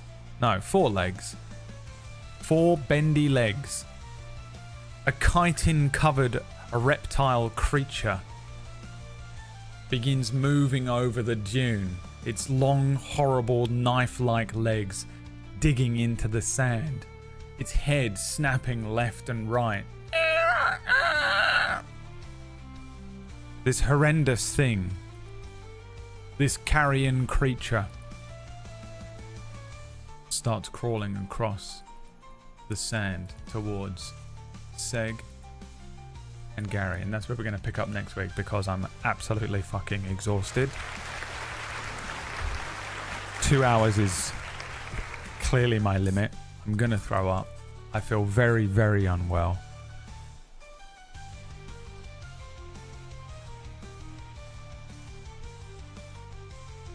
Let me just bring this in so I remember for next week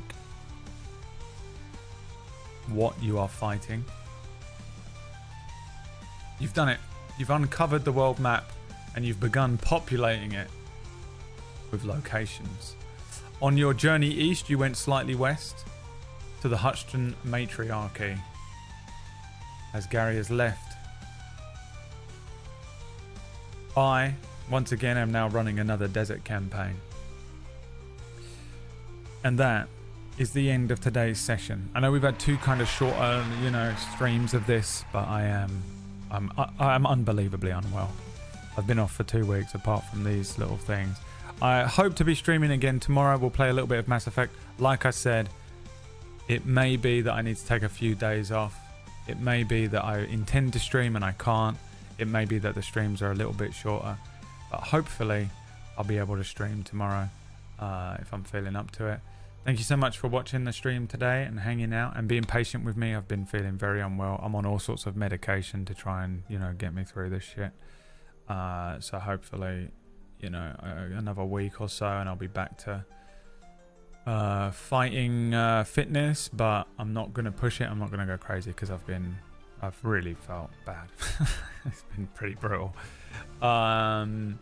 Thanks again for everyone with your that sent me like get well messages or like offline subs or offline donations and things. I really appreciate that. You guys supporting me through these rough moments here and there, these little patches of death.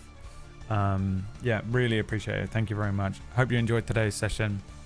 I really love running this on Sundays.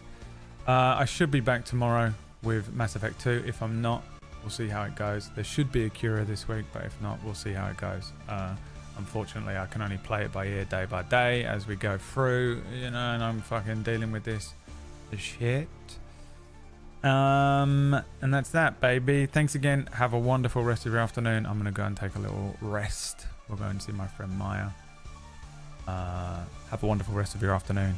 See you next week for more of this. On Sundays we play D&D, so if you want to watch the conclusion of whatever this creature is and what's going on, I'll see you next Sunday for it. Thanks again. Peace out. Bye.